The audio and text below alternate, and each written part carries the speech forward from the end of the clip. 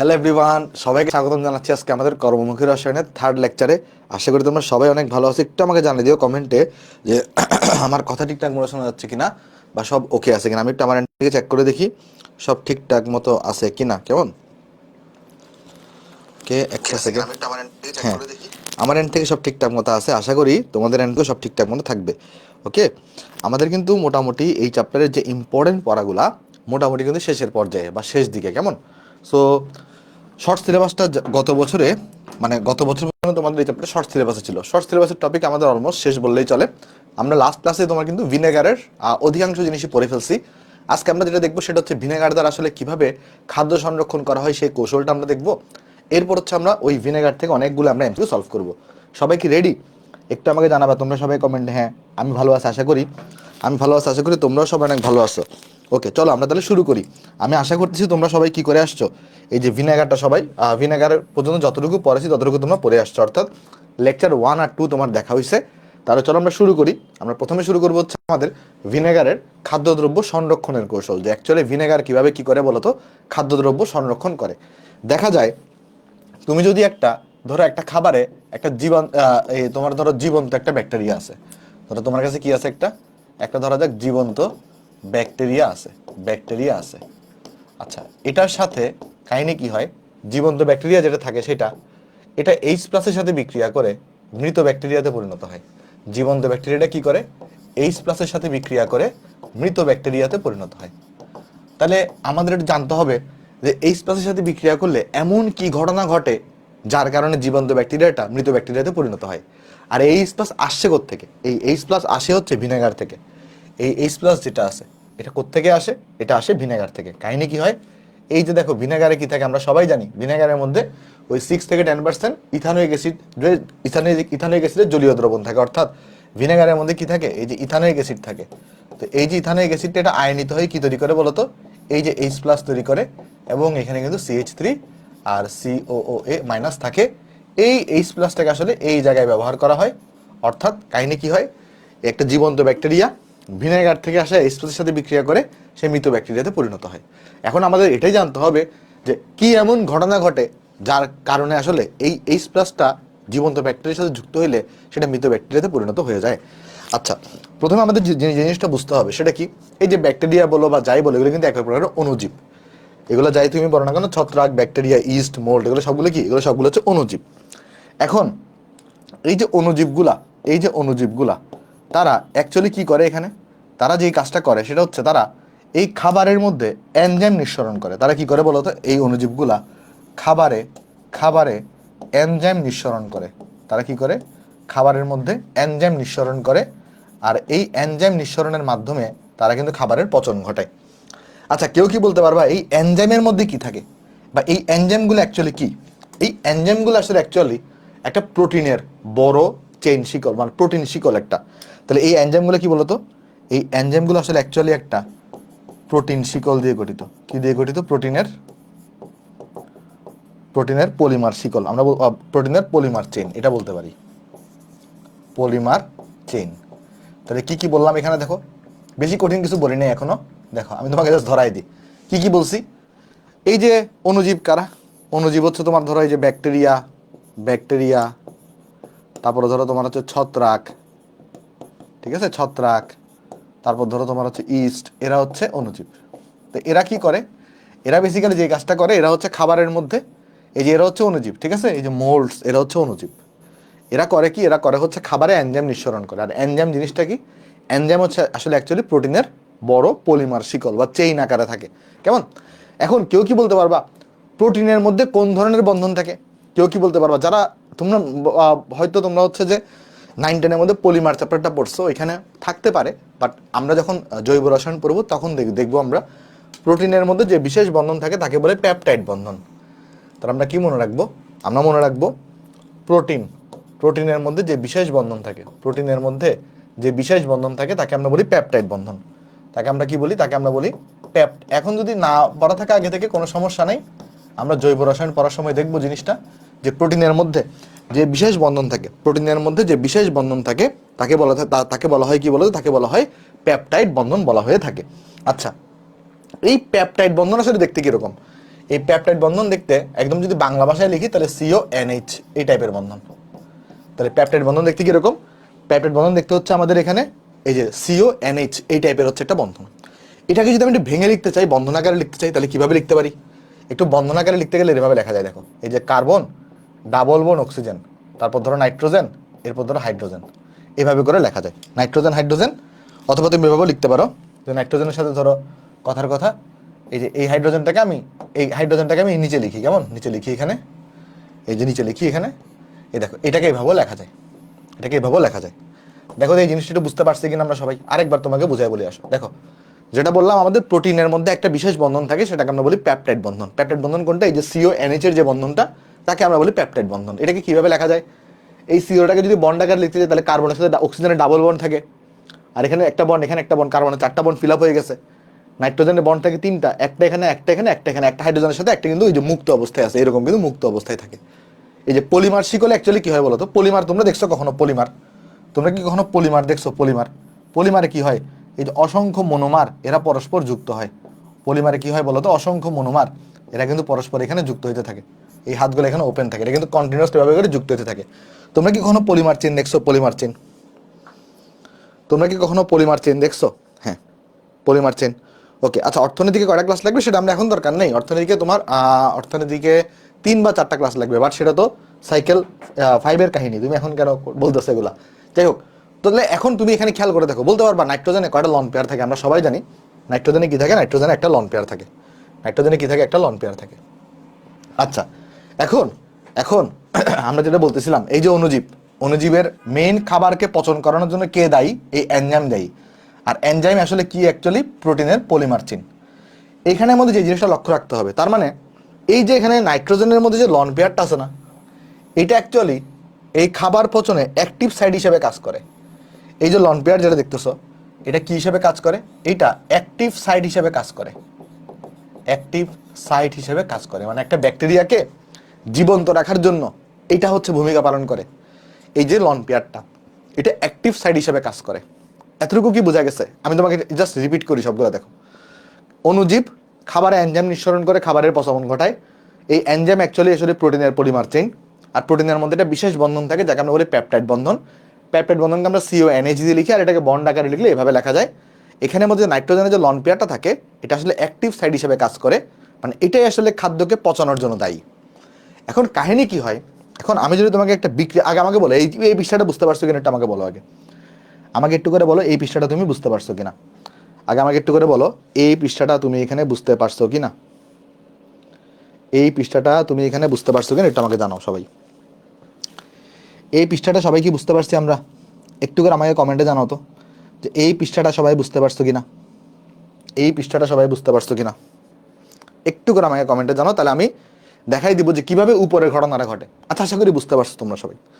ওকে, এই চ্যাপ্টারে আরেকটা ক্লাস লাগবে। এখন আমি তোমাকে চলো দেখাই কাহিনী কি হয়। তাহলে এবারে এটাকে চলো একটু করে কপি করি পৃষ্ঠাটাকে। হ্যাঁ, কপি করলাম, এবার চলো একটু করে মুছে দিই। ওকে, চলো এইবার এইবার দেখো আমি কি করতেছি এবার জানো? এবার আমি যে কাজটা করব, এবার আমি যে কাজটা করব সেটা হলো এই যে প্রোটিনের যে পলিমার চেইন, এটাকে আঁকার চেষ্টা করব। এটা আঁকলে কিরকম হবে দেখো, ধরো CONH থাকে না, আমি এটাকে এভাবে আঁকতেছি, সি ডাবল বন্ড ও দিলাম, এখানে একটা হাত ওপেন, এখানে একটা হাত ওপেন, NHটাকে আমি এই পাশে দিলাম, NHটাকে আমি এই পাশে দিলাম, এখানে একটা হাত ওপেন করে দিলাম, তো এখানে একটা লন পেয়ার আছে, তারপরে কার্বন, তারপরে এখানে আমি হাইড্রোজেন দিলাম, এখানে আমি হাইড্রোজেন দিলাম, তারপর ধরো এখানে আমি সি ডাবল বন্ড ও, মানে এখানে আবারও কি থাকবে? পেপটাইড বন্ধন, এটা আরো চলতে থাকবে, এটা আর এখানে চলতে থাকবে। আবার ধরো এখানে তোমার কি থাকবে? এখানে এখানে যেহেতু সিও দিছে, এখানে তাহলে NHটাকে দিলাম আবার, হ্যাঁ CONH, এখানে তাহলে আমার লন পেয়ার আছে, এটা এইভাবে চলতে থাকবে। তো এটা একটা আমি প্রোটিনের একটা চেইন আঁকার চেষ্টা করছি। তাহলে এটা কি? এটা হচ্ছে একটা প্রোটিনের চেইন। তাহলে এটা কি? এটা হচ্ছে একটা প্রোটিনের পলিমার চেইন। এটা হচ্ছে একটা প্রোটিনের পলিমার চেইন। মানে এই জিনিসটা কিন্তু এইভাবে, এই যে দেখো এটা এদিকেও আরো যাবে, এদিকেও আরো যাবে, বাট আমি এখানে জাস্ট এই জিনিসটাই বারবার রিপিট হবে, তাই একটা ইউনিট জিনিসটাকে জাস্ট এখানে লিখছি। তাহলে এটাকে আমি কি বলতে পারি? এটাকে আমরা বলতে পারি প্রোটিনের পলিমার চেইন বলতে পারি। আচ্ছা, এখানে একটু করে দাঁড়াও, এখানে একটা ওই যে সি এখানে এটা একটা দিও, এই যে এটাকে এটা এখানে এখানে তাহলে তুমি একটু করে CH অ্যাড করিও, একটা CH অ্যাড করিও।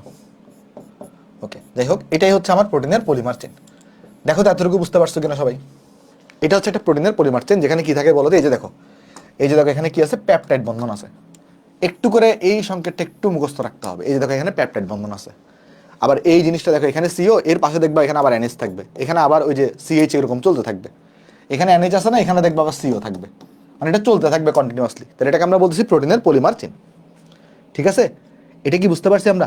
একটু করে আমাকে জানাবা এটা কি বুঝতে পারছো কিনা। এটাকে আমরা বলতেছি প্রোটিনের পলিমার চেন। প্রোটিনের পলিমার চেন, এই জিনিসটা একটু বোঝা গেছে কিনা আমাকে একটু কমেন্টে জানাও।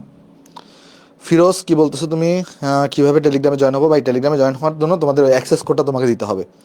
আচ্ছা ওকে, এখন কাহিনী কি হয়, ধরো তোমার এখানে কি করতেছে, ওই অণুজীবগুলা খাবারের মধ্যে এনজাইম নিঃসরণ করতেছে, আর ওই এনজাইমের মধ্যে এরকম প্রোটিনের পলিমার চেইন আছে, যেখানে এই যে লন পেয়ারগুলা এরা আসলে কি করতেছে বলো তো, খাবারকে পচনের জন্য দায়ী, কারণ এটা অ্যাক্টিভ সাইড হিসেবে কাজ করে। এখন যখন তুমি খাবারের মধ্যে ভিনেগার দিয়ে সংরক্ষণ করবা, তো ভিনেগারটা কি করে, ভিনেগার হচ্ছে H+ তৈরি করে। ভিনেগার কি তৈরি করে, ভিনেগার হচ্ছে H+ তৈরি করে, ভিনেগার H+ তৈরি করে। তৈরি করলো, তৈরি করার পরে কি হবে দেখো, ভিনেগার যখন H+ তৈরি করবে, এখানে কি হবে দেখো, তখন এই যে লন পেয়ারগুলো দেখতেছো না, এই লন পেয়ারগুলা তখন সন্নিবেশ সমযোজী বন্ধন গঠনে অংশগ্রহণ করে ফেলবে। তাহলে তখন কি হবে এখানে, তখন যে ঘটনা ঘটবে এই জিনিসটা কি, চলো আমি একটা কাজ করি, এটাকে চলো একটু করে কপি করে আনি, কেমন? এটাকে চলো একটু কপি করি আমি, এটাকে এই পাশে নিয়ে আসো। তখন দেখো এখানে কি হবে, তখন এখানে যে ঘটনা ঘটবে, এই লন পেয়ারটা আর এখানে লন পেয়ার আকারে থাকবে না, এটা তখন কি করবে, এই H+ এর সাথে সে সন্নিবেশ বন্ধনে ঘটনা অংশগ্রহণ করে ফেলবে। এখানেও যে লন পেয়ার দেখতেছো, এটা কি করবে, এখানে এই H+ এর সাথে তোমার সন্নিবেশ বন্ধন ঘটনা অংশগ্রহণ করে ফেলবে। অর্থাৎ ব্যাকটেরিয়ার যে অ্যাক্টিভ সাইট সেটা নষ্ট হয়ে যাবে। এই কারণে তাহলে এখানে কি হলো, এই লন পেয়ারটা কি তাহলে নাইট্রোজেনের উপর আছে না, সে তো সন্নিবেশ বন্ধনে অংশগ্রহণ করে ফেলছে, আবার ওইটাও কি করে ফেলছে, সন্নিবেশ বন্ধনে অংশগ্রহণ করে ফেলছে, তাহলে অ্যাক্টিভ সাইটটা নষ্ট হয়ে গেছে। তাহলে কি হয়েছে এখানে, এটাকে যদি আমি জীবন্ত ব্যাকটেরিয়া বলি, তাহলে এটাকে যদি আমরা কি বলি, জীবন্ত ব্যাকটেরিয়া বলে থাকি, তাহলে কি হলো দেখো, এটা আসলে অ্যাকচুয়ালি কি করছে, এই যে H+টা কোত্থেকে আসছে, এটা ভিনেগার থেকে আসছে, এই H+টা কোত্থেকে আসছে, এটা ভিনেগার থেকে আসছে। তখন এটার যে অ্যাক্টিভ সাইট সেটা নষ্ট হয়ে গেছে, তাহলে এখানে কিন্তু এটা মৃত ব্যাকটেরিয়াতে পরিণত হয়ে গেছে। এটা কিন্তু মৃত ব্যাকটেরিয়াতে পরিণত হয়ে গেছে। সিম্পল এস, মানে এটা অনেক সিম্পল জিনিস, জাস্ট প্রথম স্ট্রাকচারটা একটু মুখস্থ রাখতে হয়। বাট এখানে মুখস্থ রাখার মতো দেখো, আমি তোমাকে বলি এটা হচ্ছে পেপটাইড বন্ধন। এই যে দেখো, এই যে CONH, এটা হচ্ছে পেপটাইড বন্ধন।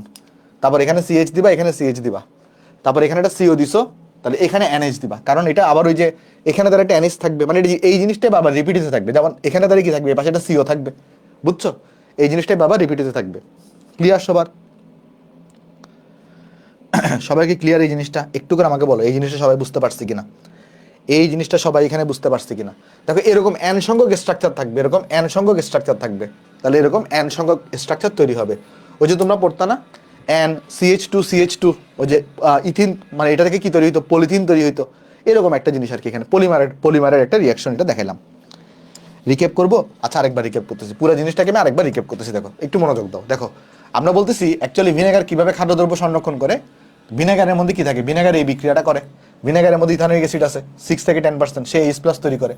তো এই ভিনেগার থেকে যে H+টা তৈরি হয়, সেটা কি করে, একটা জীবন্ত ব্যাকটেরিয়ার সাথে বিক্রিয়া করে। জীবন্ত ব্যাকটেরিয়ার সাথে বিক্রিয়া করে সে এটাকে, এই H+টা জীবন্ত ব্যাকটেরিয়ার সাথে যুক্ত হয়ে সে মৃত ব্যাকটেরিয়াতে পরিণত করে। কেমনে, এটা বোঝার জন্য আমাদের একটু একটু ব্যাকগ্রাউন্ড জানতে হবে। এই যে অণুজীব বা ব্যাকটেরিয়ার, অণুজীব কারা হয়, এই যে এরা হচ্ছে অণুজীব হয়। এরা কি করে, এরা খাবারে এনজাইম নিঃসরণ করে। আর সে এনজাইম আসলে কি জিনিস, এটা আসলে অ্যাকচুয়ালি প্রোটিনের পলিমার চেন। আর প্রোটিনের মধ্যে কি থাকে, প্রোটিনের মধ্যে থাকে পেপটাইড বন্ধন। পেপটাইড বন্ধন হচ্ছে এরকম CONH হয়ে থাকে। আর এটাকে যদি বন্ড আকারে দেখাতে চাও, তাহলে বন্ড আকারে দেখালে এরকম হয়। তো এখানের মধ্যে যে লন পেয়ারটা আছে, এটাই মূলত খাবারকে পচনের জন্য দায়ী। এটাই মূলত অণুজীবের অ্যাক্টিভ সাইট বলা হয়। এই লন পেয়ারটাকে কি বলি আমরা, অণুজীবের অ্যাক্টিভ সাইট, মানে এটাই খাবারকে পচনের জন্য দায়ী। এখন এই ভিনেগারে থাকা H+ কি করে, এই লন পেয়ারের সাথে সন্নিবেশ সমযোজী বন্ধন গঠন করে। এই লন পেয়ারের সাথে কি করবে, এখানে সে সন্নিবেশ সমযোজী বন্ধন গঠন করবে। তাহলে এটাকে দিয়ে এখানে একটা সন্নিবেশ সমযোজী বন্ধন গঠন হবে। ফলে এই লন পেয়ার কিন্তু আর এখানে নাই, এখানে বন্ধন গঠন অংশগ্রহণ করে ফেলছে। এই লন পেয়ার আর এখানে নাই, এখানে বন্ধন গঠন অংশগ্রহণ করে ফেলছে, তার মানে এখানে অ্যাক্টিভ সাইট নাই। তাহলে এই জন্য এই ব্যাকটেরিয়াটা মৃত হয়ে গেছে। আগে এটা জীবন্ত ছিল। বুঝতে পারছো নাকি বুঝো নাই? দেখো এটা বুঝতে পারছো কিনা আমাকে একটু করে বলো, এই জিনিসটা সবাই এখানে বুঝতে পারছো কিনা। এটা কি বোঝা গেছে ভাই সবার? এই জিনিসটা কি সবার ক্লিয়ার? আমাকে একটু জানাবা। হ্যাঁ ভেরি গুড সামিউল, ভালো করে বুঝতে পারছো, ভেরি গুড। হ্যাঁ ওকে ঠিক আছে, তাহলে চলো আমরা নেক্সটে চলে যাই। তাহলে আমাদের মোটামুটি এই যে কীভাবে তোমাকে যদি পরীক্ষায় জিজ্ঞেস করে ভিনেগার কিভাবে খাদ্যদ্রব্য সংরক্ষণ করে, তাহলে তুমি মোটামুটি এই কথাগুলো লিখে দিলে চলবে। প্রথমে একটা ভিনেগারের পরিচয় লিখবা, যে ভিনেগার বলতে কি বোঝায় না বোঝায়, গতকালকের প্রথম পৃষ্ঠার পড়াটা ভিনেগারের। তারপরে এইভাবে তুমি এই জিনিসগুলো এখানে সাজায় লিখে দিবা, তাহলে দেখবা তুমি ফুল মার্কস পেয়ে যাবা। বাট এগুলো থেকে সৃজনশীল আনসার না করাই ভালো এই চ্যাপ্টার থেকে। ওকে, এই ভিনেগারের গুরুত্ব, ভিনেগার হচ্ছে সবচেয়ে সহজলভ্য, ভিনেগার হচ্ছে সবচেয়ে কি সহজলভ্য ও নির্দোষ প্রিজারভেটিভ, মানে ভালো প্রিজারভেটিভ। ওকে, এটা দ্বারা আমরা মাছ, মাংস, শাকসবজিগুলো সংরক্ষণ করতে পারি। একটু লিখে দিও এগুলো, কেমন পড়ে নিবা। আচ্ছা আসো, এটা কি হবে বলো, এগুলো গতকালকের পড়া আমাদের। এখানে কি হবে চলো দেখি আসো। প্রথমে কি দিছে দেখো, প্রথমে বলতেছে এখানে আমাকে এই যে পি আছে, এখানে আমাকে কি বলছে বিক্রিয়ার জন্য পি কিউ আর এস এগুলোকে চিহ্নিত করো। আচ্ছা দেখুন, আমরা এখানে একটু লক্ষ্য করে দেখি কি কি আছে। দেখো ফার্স্টে এখানে কি দিছে, এখানে কি আছে একটু আমরা লক্ষ্য করার চেষ্টা করে দেখি। দেখো এখানে একটা ম্যালটেস এনজাইমটা দিছে, ম্যালটেস, তার মানে এটা হচ্ছে একটা ওই মল্টোস সুগার। এটা হচ্ছে মল্টোস সুগার, যেটা সংকেত কত C12H22O11। তো তোমার প্রথম কাজ হচ্ছে আগে তো সবার আগে পি বের করতে বসে, কাকে বের করতে বসে, পি কে বের করতে বসে। তো দেখো কোন অপশনের প্রথমটাতে C12H22O11 আছে। প্রথমে দেখো এখানে C6 আছে, তাহলে এটা হবে না, এটা বাদ। প্রথমে ক নাম্বারটা বাদ, এটাও C12, তাহলে এখানে C11 আবার, তাহলে এখানে এটাও হবে না, ইও নাম্বারও হবে না। তাহলে হয় খ গ ঘ এর মধ্যে একটা হবে। তাহলে কিউ কি জিনিস বলো তো? কিউ, এই কিউ হচ্ছে C6H12O6 না? C6 কি C6H12O6 না? তাহলে দেখো এখানে C6H12O6 আছে, কিন্তু এখানে C6H11 আছে, তাহলে এটা হবে না। আবার এখানে C6H11 আছে, তাহলে এটাও হবে না। তাহলে হবে কোনটা বলো তো? হবে হচ্ছে 2 নাম্বারটা। হবে কোনটা? হবে হচ্ছে 2 নাম্বারটা। বুঝছো নাকি বুঝো নাই বলো? এটা কি বোঝা গেছে আনসারটা? সবাই কি বুঝতে পারছো? বিপ্রো ডি না, এটা কি হবে? এটা বি নাম্বার হবে, বিপ্রো এটা বি নাম্বার হবে। রিয়াকশনগুলো মুখস্থ করতে হবে কিনা? হ্যাঁ হবে, রিয়াকশনগুলো মুখস্থ করতে হবে। তোমাকে আমি অল্প একটা রিয়াকশনে দেখাইছি, এই জিনিসগুলো একটু মুখস্থ রাখতে হবে। যেমন দেখো এখানে কি লিখছে, ভিনেগার কিভাবে ব্যাকটেরিয়া ধ্বংস করে। এই দেখো বুয়েটে আসা কোয়েশ্চন, ভিনেগার কিভাবে কি করে ব্যাকটেরিয়া ধ্বংস করে। তখন তুমি কি লিখবা? তুমি এখানে লিখবা যে ব্যাকটেরিয়া খাবারে এনজাইম নিঃসরণ করে। তারপর লিখবা এনজাইম হলো প্রোটিনের পলিমার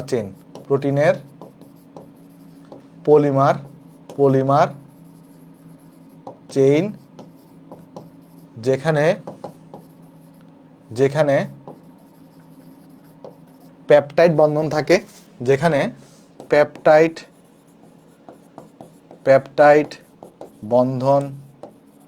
থাকে, এবং পেপটাইড বন্ধনের নাইট্রোজেনে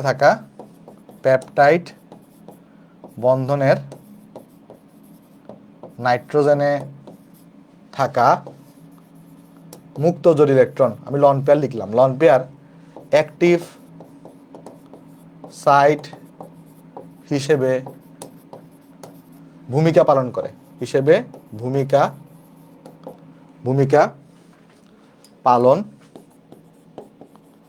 করে, এটা তো লেখার পরে তুমি বিক্রিয়াটা লিখে দিবা। যেমন দেখো তো বিক্রিয়াটা কিরকম হবে। ফার্স্টে দেখো এখানে এনএইচি দিলা, ভালো করে দেখো কিভাবে লিখতেছি, এগুলো মুখস্থ রাখা একদম সোজা। এটা হচ্ছে তোমার পেপটাইড বন্ধন, এতটুকু আঁকতে পারবা না, এতটুকু তুমি আঁকতে পারবা, আঁকার পরে এখানে এটা তুমি সিএইচ দিবা, তারপর এখানে তুমি একটা সিএইচ দিবা। কি করলে? এখানে তুমি একটা সিএইচ দিলা, এখানে তুমি একটা যদি সি ডাবল বন্ড ও দাও, এখানে তুমি একটা তখন এনএইচ দিয়ে দিবা। এখানে একটা হাত ওপেন করে দিয়ে এখানে একটা ব্র্যাকেট, এখানে একটা ব্র্যাকেট দিয়ে দিবা। কেন এরকম করছো?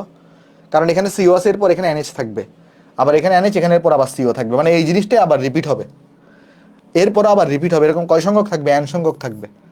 আর এটা কি করবে? এই H+ এর সাথে বিক্রিয়া করবে, যেটা কোত্থেকে আসছে? ভিনেগার থেকে আসছে। তো বিক্রিয়া করে কি করবে এখানে বলো? বিক্রিয়া করে এখানে সন্নিবেশ সমযোজী বন্ধন গঠন করবে। এখানে কি গঠন হবে? এখানে সন্নিবেশ সমযোজী বন্ধন গঠন হবে, সন্নিবেশ সমযোজী বন্ধন। এই যে দেখতেছো এটা কি করবে? এখানে এই H+ এর সাথে সন্নিবেশ সমযোজী বন্ধন গঠন করবে, এটা H+ এর সাথে সন্নিবেশ সমযোজী বন্ধন গঠন করবে। শেষ। এটাই হচ্ছে তোমার বিক্রিয়া। বুঝতে পারছো সবাই নাকি বুঝো নাই? দেখো এটা বোঝা গেছে কিনা, আশা করি এটা তো তুমি আগেই পড়ছো, আশা করি তুমি জিনিসটা এখানে বুঝতে পারছো। তারপর যাই আসো, তারপর যাই দেখো এই যে মল্ট ভিনেগার প্রস্তুতিতে শূন্যস্থানগুলো পূরণ করো। তো ফার্স্টে কি করছো এখানে, ফার্স্টে তুমি এখানে হচ্ছে যে আমাদের এখানে দেখো এই যে আমাদের মল্টস সুগার নিছো, এখানে তাহলে পানিতে আদ্র বিশ্লেষণ করতে হয়। আমরা এখানে কাকে কোন এনজাইমটাকে দিই, মল্টেজ এনজাইমকে দিই, আমরা এখানে মল্টেজ এনজাইম দিই। আর এখানে আমরা সাধারণত স্টেপ 1-এ 37°C তাপমাত্রা রাখি। এখানে C6H12O6 তৈরি হয়, এখানে আরেকটা কি তৈরি হবে, C6H12O6 তৈরি হবে, দুইটা গ্লুকোজ তৈরি হবে। এখানে কিন্তু কি তৈরি হবে, দুইটা গ্লুকোজ। যদি কি থাকতো, যদি তোমার এখানে ওই যে আখ বা খেজুরের রস থাকতো, তাহলে একটা গ্লুকোজ একটা তুমি ফ্রুক্টোজ পাইতা। আচ্ছা এরপরে এই যে এটাকে তুমি কি করে এখানে জাইমাস এনজাইমে চালনা করো, জাইমাস কত ডিগ্রি সেলসিয়াস তাপমাত্রায়, এখানে তুমি 20 থেকে 24°C তাপমাত্রা দাও। এখানে কি পাও, ইথানল পাও। এখানে কি পাও, এখানে ইথানল পাওয়া যায়, অর্থাৎ CH3, তারপরে CH2, তারপরে এখানে OH পাওয়া যায়, ইথানল পাওয়া যায়, তাই না? পরে কি করে এখানে এই যে ইথানলটা থাকে, এখানে CH3 CH2OH থাকে এখানে। এরপরে জারণ করতেছে, এখানে তুমি যে কোনো এনজাইম দিতে পারো, মাইক্রোডার্মা অ্যাসিডি দিতে পারো, অ্যাসিডোব্যাক্টর দিতে পারো, কোনো সমস্যা নেই। তাহলে এখানে ধরা যাক আমি দিলাম মাইক্রোডার্মা অ্যাসিডি বা অ্যাসিডোব্যাক্টর দিতে পারো, কোনো সমস্যা নেই। আর এখানে কি তৈরি হবে, ইথানিক অ্যাসিডের সাথে পানি, এটাকে তো তুমি কি বলো, ভিনেগার বলো। তাহলে এই বিক্রিয়াটা কি বুঝতে পারছো? দেখো তো এটা কিন্তু বুয়েটে আসা কোয়েশ্চন না, হ্যাঁ বুয়েটে আসা কোয়েশ্চন, বুঝতে পারছো জিনিসটা? হ্যাঁ হ্যাঁ, H প্লাসের এখানে তুমি অ্যানও দিতে পারো, কোনো সমস্যা নেই। এই যে H প্লাসের এখানে তুমি চাইলে অ্যান দিতে পারো, কোনো সমস্যা নাই। কেমন, মানে যেহেতু এখানে অ্যান দিছো এখানে অ্যান দিতে পারো, কোনো সমস্যা নাই। ওইখানে 2N দিতে পারে, কারণ দুইটা H প্লাস লাগতেছে। যাই হোক, চলো যাই নেক্সটে যাই। এনজাইম কি, এনজাইম হচ্ছে এক প্রকারের প্রোটিন। এনজাইম কি জিনিস, এনজাইম হচ্ছে এক প্রকারের প্রোটিন। তাহলে এখানে এনজাইম কি, এনজাইম হচ্ছে এক প্রকারের প্রোটিন। আমরা জানি ওই যে প্রোটিন শিকল থাকে এখানে, তাহলে এনজাইম হচ্ছে এক প্রকারের প্রোটিন। তারপর নিচের কোনটা ভিনেগার, ভিনেগার কোনটা সেটা তোমার জিজ্ঞেস করছে। ভিনেগারে কি থাকে, ওই যে 6 থেকে 10% হচ্ছে ইথানোয়িক অ্যাসিড থাকবে, আর বাকি যে 90 থেকে 94% এটা কিন্তু পানি থাকবে। তাহলে বাকি 90 থেকে 94% পানি থাকবে, ঠিক আছে? এটা হচ্ছে ভিনেগার। অঙ্কুরিত বার্লি থেকে প্রস্তুতকৃত ভিনেগারকে আমরা কি বলি, ওই যে মল্ট বলে থাকি, মল্ট ভিনেগার। বার্লি থেকে যে ভিনেগারটা তৈরি করা হয় তাকে কি বলা হয় বলো তো, তাকে বলা হয় মল্ট ভিনেগার বলা হয়। সমমোলার গ্লুকোজ ও ফ্রুক্টোজের মিশ্রণকে কি বলে, সমমোলার গ্লুকোজ ও ফ্রুক্টোজের মিশ্রণকে বলে ইনভার্ট চিনি। মনে আছে ওই ইনভার্টেস, ওই এনজাইমটা ব্যবহার করতাম। তাহলে সমমোলার গ্লুকোজ আর ফ্রুক্টোজের মিশ্রণকে বলে ইনভার্ট চিনি।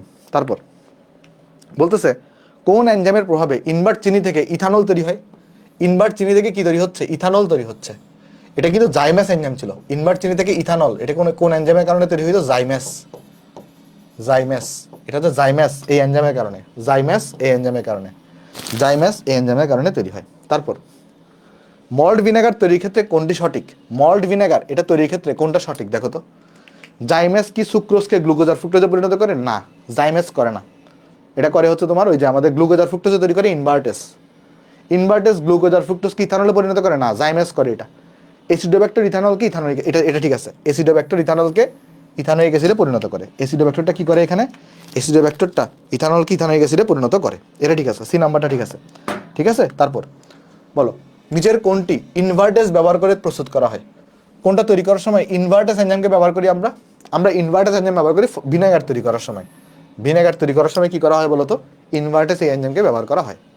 আচ্ছা মল্ট ভিনেগার প্রস্তুতিতে মেল্টেজের আদ্র বিশ্লেষণে কোন এনজাইম ব্যবহৃত হয়, মল্টেজ এনজাইম। তাহলে মেল্টেজের আদ্র বিশ্লেষণে মল্টেজ এনজাইমকে আমরা ব্যবহার করে থাকি, মেল্টেজ এনজাইমকে ব্যবহার করে থাকি, ঠিক আছে।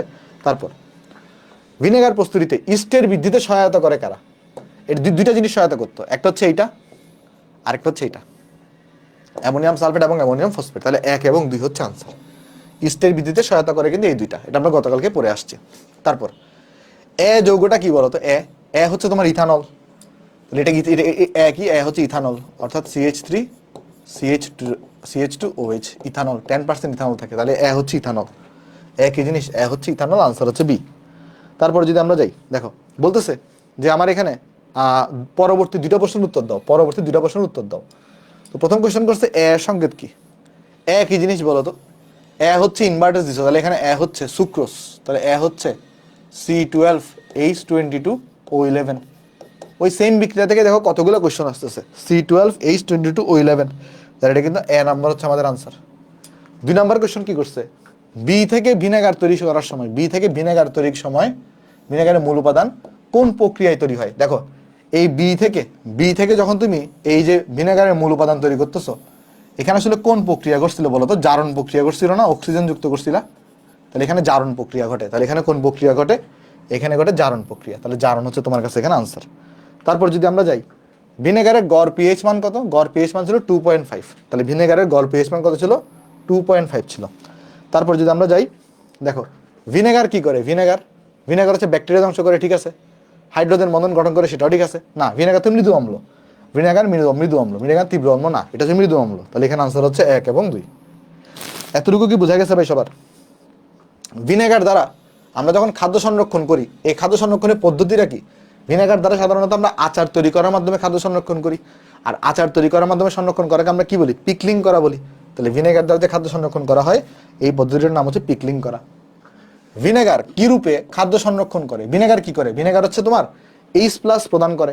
H+ প্রদান করার মাধ্যমে জীবন্ত ব্যাকটেরিয়াকে মৃত ব্যাকটেরিয়াতে কনভার্ট করে। তাহলে এখানে H+ প্রদানের মাধ্যমে সে কিন্তু কি করে? আমার জীবাণু ধ্বংস করে। ভিনেগার কিভাবে ব্যাকটেরিয়া ধ্বংস করে? এটা যেটা করে আমার এখানে দ্রবণে পিএইচ মান কমিয়ে দিয়ে। কারণ কি করে ভিনেগার হচ্ছে H+ সরবরাহ করে, আর H+ সরবরাহ করে এখানে পিএইচ মানটাকে কমায় দেয়, কারণ সেটা হচ্ছে অ্যাসিড হিসেবে কাজ করে। তারপর বলো, ভিনেগার খাদ্য সংরক্ষণ করে কিভাবে বলো তো? এখানে ভিনেগার খাদ্য সংরক্ষণ করে ফার্স্ট অফ অল আমার এখানে অম্লীয় পরিবেশ তৈরি করার মাধ্যমে। দেখো, অম্লীয় পরিবেশ তৈরি করার মাধ্যমে। তারপর হচ্ছে অ্যাক্টিভ সাইড নষ্ট করার মাধ্যমে। কিলেটিং এজেন্ট হিসেবে না, ভিনেগার কিন্তু কিলেটিং এজেন্ট না। ভিনেগার কিলেটিং এজেন্ট না। তাহলে 1 এবং 2 হচ্ছে তোমার আনসার। 1 এবং 2 হচ্ছে তোমার আনসার।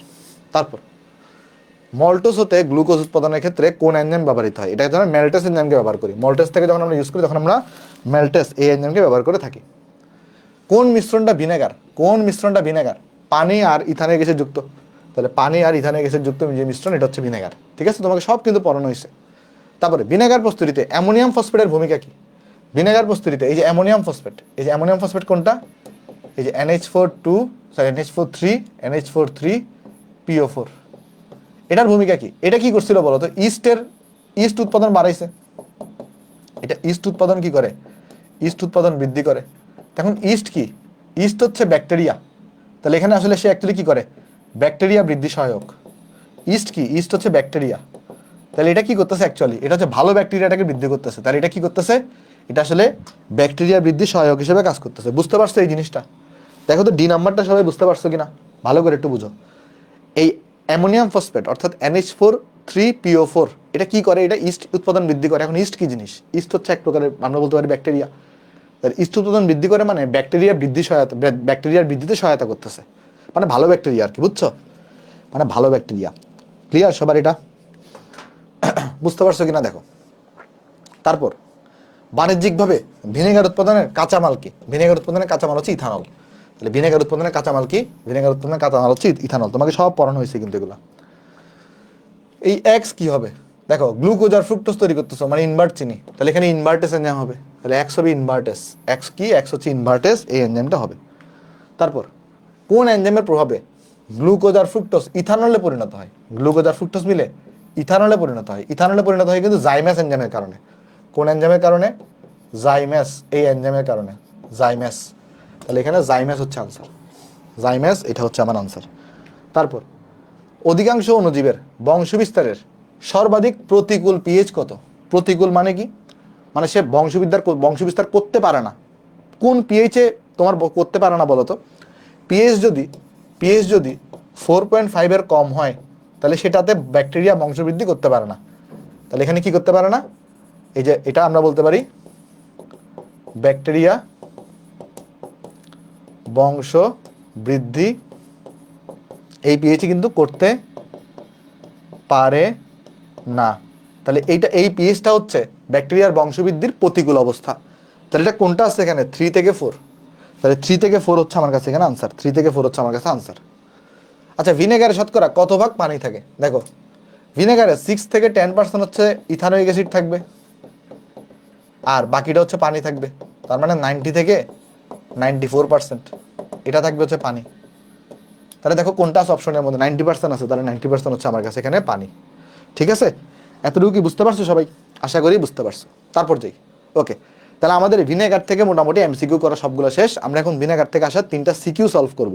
আর এই সিকিউ সলভ করার মাধ্যমে আমরা আমাদের এই ভিনেগার টপিকটা শেষ করব। তারপর আমরা চলে যাব খাদ্য কোটাজাতকরণে। ঠিক আছে, আমাকে একটু করে বলো, এতটুকু পর্যন্ত যা যা পড়েছি সবাই কি বুঝতে পারছো? সবগুলা যা যা পড়ছি আমরা সবাই কি সব বুঝতে পারছো?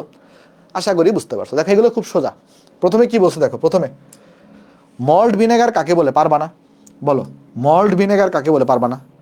আমরা বলতে পারবো যে মল্ট থেকে যে ভিনেগার প্রস্তুত করা হয়, মল্ট থেকে ভিনেগার যে ভিনেগার প্রস্তুত করা হয় তাকে বলে মল্ট ভিনেগার। তারপর খাদ্য সংরক্ষণে লবণের ভূমিকা আলোচনা করো। আমি তোমাকে এটা অলরেডি পড়াইছিলাম। খাদ্য সংরক্ষণ আমরা যখন কি করি, ওই লবণ দিয়ে করি। লবণের ভূমিকা, লবণ দ্বারা খাদ্য সংরক্ষণ পদ্ধতিকে কি বলে? কিউরিং বলে। ওই কিউরিং পদ্ধতিতে কিভাবে খাদ্য সংরক্ষণ করে ওই জিনিসগুলো তুমি একটু বলে দিবা।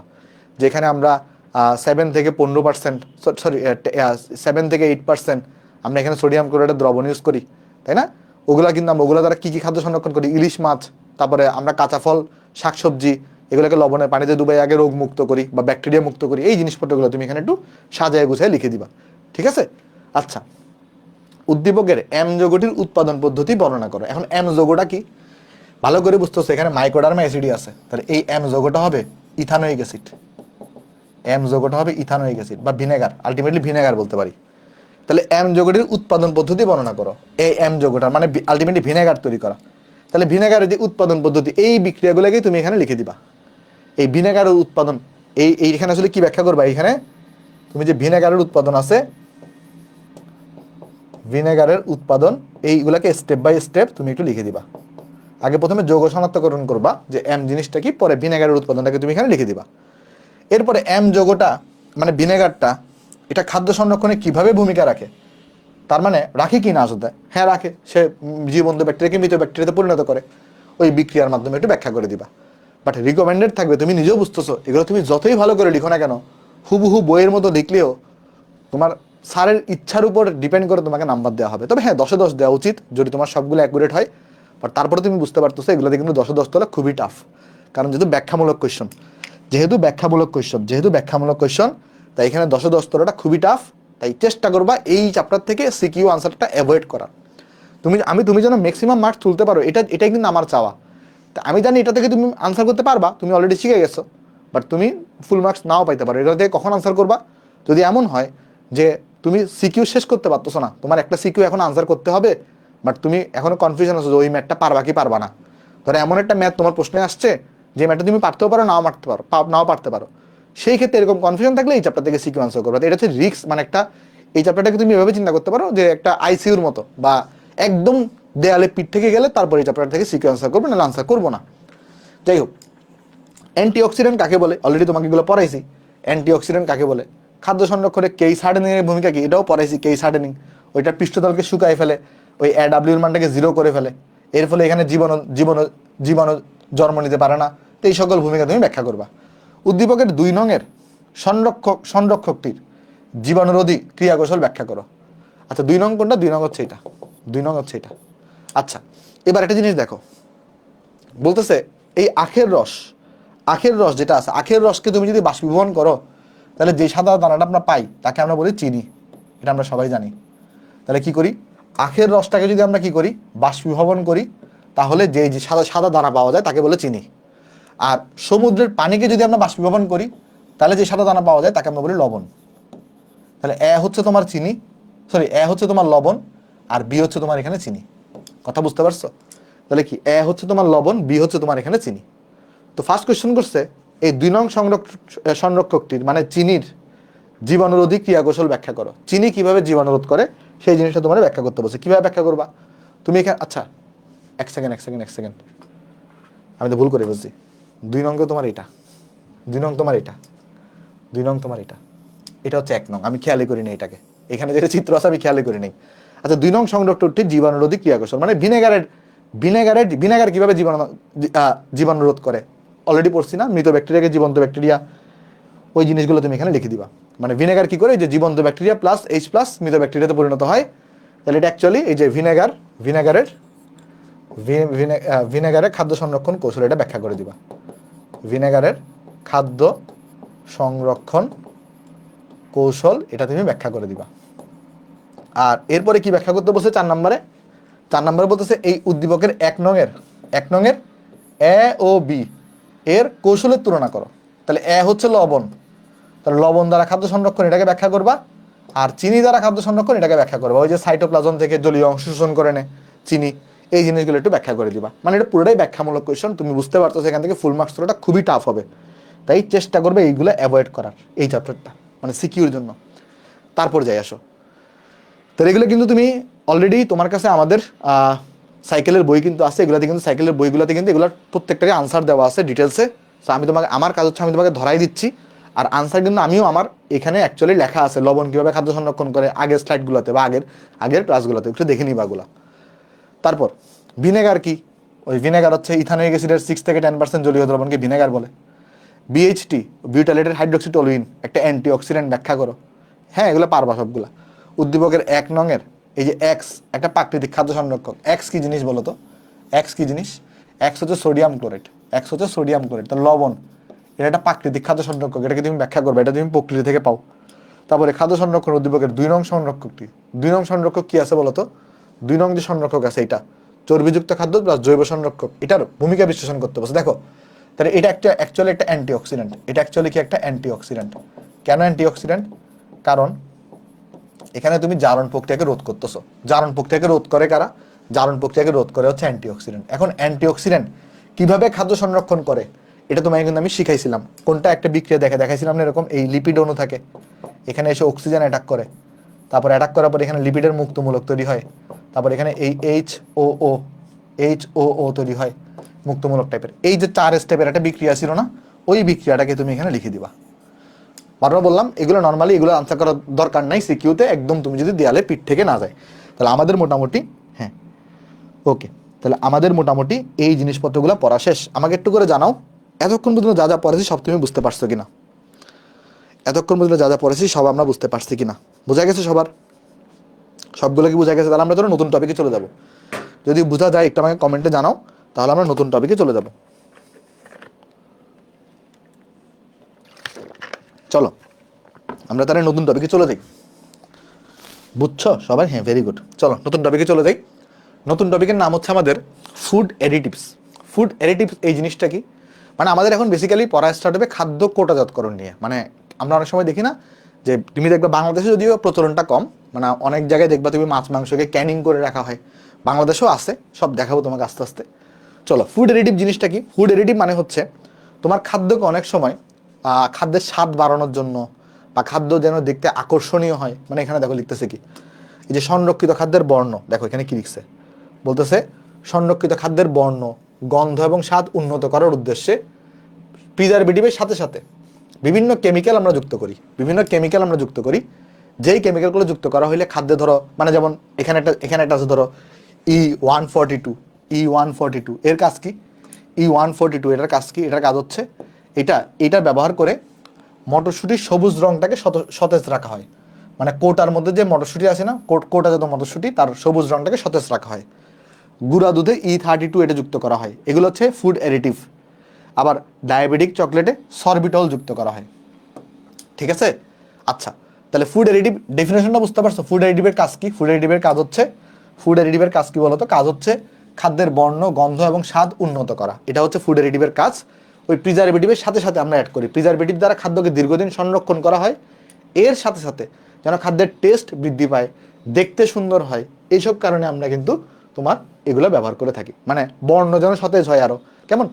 সাধারণত ফুড অ্যাডিটিভের পার্শ্ব প্রতিক্রিয়া থাকে না তুমি যদি অল্প পরিমাণে ইউজ করো, বাট তুমি যদি বেশি ইউজ করে ফেলো তাহলে কিন্তু এটার কিছু পার্শ্ব প্রতিক্রিয়া দেখা যায়, যেমন অ্যালার্জি, হাইপার অ্যাসিডিটি, দীর্ঘমেয়াদী অসুস্থতা।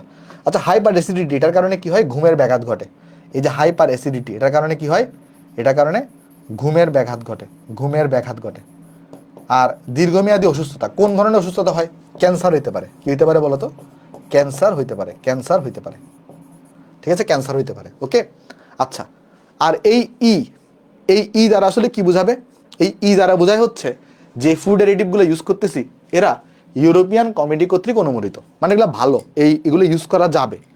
তাহলে এই দ্বারা আসলে অ্যাকচুয়ালি কি বোঝায়? ওই ফুড অ্যাডিটিভগুলা ইউরোপিয়ান কমিউনিটি অনুমোদিত।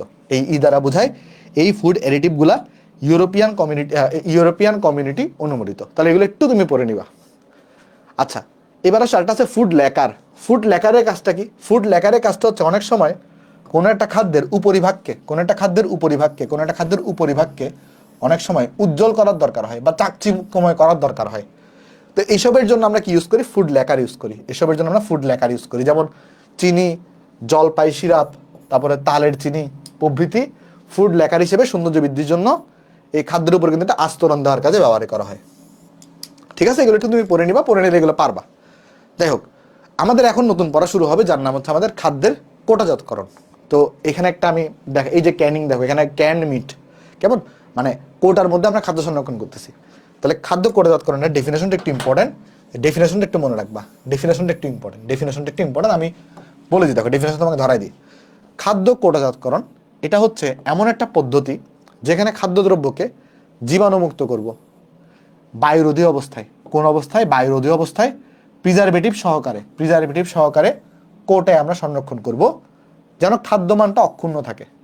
তাহলে খাদ্য কোটাজাতকরণ এটা হচ্ছে এমন একটা পদ্ধতি যেই পদ্ধতিকে খাদ্যকে জীবাণুমুক্ত করা হয় এবং বায়ুরোধী অবস্থায়, মানে বায়ু না থাকা অবস্থায় এই কোটার মধ্যে প্রিজারভেটিভ সহকারে সংরক্ষণ করা হয় যাতে খাদ্যমান অক্ষুণ্ণ থাকে। এটাই হচ্ছে খাদ্য কোটাজাতকরণ। এখন খাদ্য কোটাজাতকরণে কিছু সতর্কতা আছে। সতর্কতা কি? খাদ্য কোটাজাতকরণের কিছু নিয়ম কানুন আছে, আমরা নিয়ম কানুনগুলো স্টেপ বাই স্টেপ দেখব। যদি তুমি খাদ্য কোটাজাতকরণ করার সময় ওই নিয়মগুলো ফলো না করো তাহলে ওই কোটার ভিতরে কিন্তু জীবাণু জন্ম নিতে পারে। কোন ধরনের জীবাণু থাকতে পারে? ওই যে দেখো, ক্লস্ট্রিডিয়াম বোটুলিনাম নামক ব্যাকটেরিয়ার কিন্তু বৃদ্ধি ঘটে। তাই এইটা যেন ঘটতে না পারে, মানে আমার যেন ক্যানের ভিতরে যেন জীবাণু বা ব্যাকটেরিয়ার বৃদ্ধি না ঘটে, এই জন্য কিছু রুলস আমাকে ফলো করতে হবে। তাহলে বেসিক্যালি আমরা যখন খাদ্যকে কোটাজাতকরণ করব তখন আমাকে কয়েকটা বিষয় লক্ষ্য রাখতে হবে। এই ক্যানিং করার সময় আমাকে কি করার সময়? ক্যানিং করার সময় কয়েকটা বিষয় লক্ষ্য রাখতে হবে। কি কি বিষয় লক্ষ্য রাখতে হবে? প্রথম বিষয় লক্ষ্য রাখতে হবে যেন আমার এখানে এই কি হয়? জীবাণুমুক্ত হয়, খাদ্যর জন্য কি হয়? জীবাণুমুক্ত হয়, এটা লক্ষ্য রাখতে হবে। দ্বিতীয় আরেকটা জিনিস লক্ষ্য রাখতে হবে, এখানে এটাকে বায়ু শূন্য হইতে হবে। ঠিক আছে, এই জিনিসগুলো একটু আমাদের মাথায় রাখতে হবে। আচ্ছা, যাই হোক, তো চলো আমরা এখন দেখব যে ক্যানিং এর প্রকারভেদ বা খাদ্য কোটাজাতকরণের প্রকারভেদ। এখন দেখো, তুমি নিজেও জানো, আমাকে বলো তো, ব্যাকটেরিয়া কোন পরিবেশে জন্ম নেয় আর কোন পরিবেশে জন্ম নিতে পারে না? যদি খাদ্যের প্রকৃতি অম্লীয় টাইপের হয় তাহলে সেখানে কিন্তু ব্যাকটেরিয়া জন্ম নিতে পারে না। এখন আমরা যদি এখানে লিখি যে ক্যানিং এর প্রকারভেদ, তাহলে ক্যানিং দুই প্রকারের হয়ে থাকে। ক্যানিংটা কয় প্রকার হয়ে থাকে? দুই প্রকার হয়ে থাকে। আমরা যখন খাবারকে ক্যানিং করি, ক্যানিং দুই প্রকারের হয়ে থাকে। দেখো, দুই প্রকারের হয়ে থাকে। একটাকে আমরা বলতে পারি ওয়াটার বাথ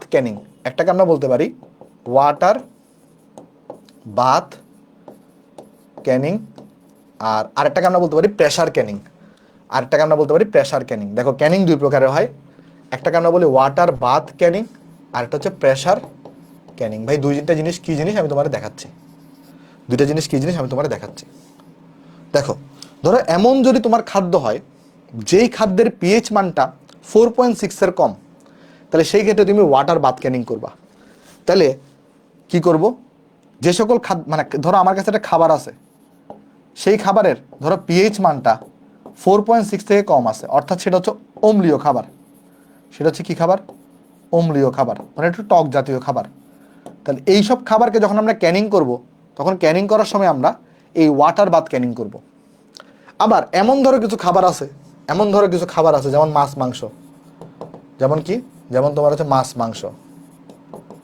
মাংস, ধর এদের পিএইচ মানটা, এই সকল খাবারের পিএইচ মানটা কিন্তু 4.6 বেশি হয়। তাহলে এই সকল খাবারকে যখন আমরা সংরক্ষণ করব তখন আমাদের প্রেসার ক্যানিং করতে হবে। তাহলে আমি একটু করে বলি তোমাকে, দুটার মধ্যে পার্থক্য কি সেটাও বলে দিব, টেনশন নেওয়ার কোনো কারণ নেই। দেখো, একটা হচ্ছে ওয়াটার বাথ ক্যানিং। তাহলে ওয়াটার বাথ ক্যানিং কোন খাবারকে করা হবে? যেই খাবারের পিএইচ মানটা 4.6 থেকে কম। আর প্রেসার ক্যানিং কোন খাবারগুলোকে করা হবে? যেই খাবারগুলোতে পিএইচ মানটা 4.6 বেশি। এখন প্রমাণের প্রশ্ন আসবে এরকম কেন? দেখো, এই যে এই পিএইচ মানে ব্যাকটেরিয়া জন্মাইতে পারে না সহজে। তাহলে এই যে পিএইচ মানটা, মানে এখানে এই পিএইচ মানে কি হয় না? ব্যাকটেরিয়া সহজে মরে যায়। এই পিএইচ মানে ব্যাকটেরিয়া সহজে মরে যায়। কিন্তু এই যে পিএইচ মানটা, এই যে 4.6 থেকে যে বড়, এই পিএইচ মানে ব্যাকটেরিয়া সহজে মরে না। এই পিএইচ মানে উল্টা বংশবৃদ্ধি করতে পারে। ব্যাকটেরিয়া সহজে সহজে মরে না, মরে না। তাই কাহিনী কি, যেহেতু এইখানে সহজেই ব্যাকটেরিয়াটা মরে যায়, তখন আমরা কি করি, ওই ব্যাকটেরিয়াকে মানে মারার জন্য আমাদের খুব বেশি তাপমাত্রা দরকার হয় না। এখানে কত তাপমাত্রার প্রয়োজন হয় এই ক্যানিং করার সময়?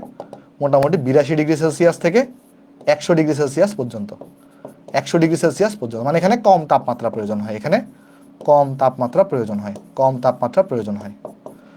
আর কারণ এখানে দেখবা এই যে কোনো খাবারকে ক্যানিং করার সময় তোমার তো সিদ্ধ করা লাগে, কারণ নর্মালি দেখবা মানে এখানে জীবাণু থাকতে পারে, ওই জীবাণুগুলো যেন মরে যায়, এই জন্য সিদ্ধ করা লাগে। তো সিদ্ধ যখন আমরা করব, এই সকল খাবারকে সিদ্ধ করার জন্য আমাকে কম তাপমাত্রা দিলেই হয়। কারণ কেন? কারণ এখানে এমনিই ব্যাকটেরিয়াটা অল্প তাপমাত্রাতেই মরে যায়, তো এখানে আসলে খুব বেশি তাপমাত্রা দেওয়া লাগে না, কারণ এইখানে পিএইচটাই এরকম।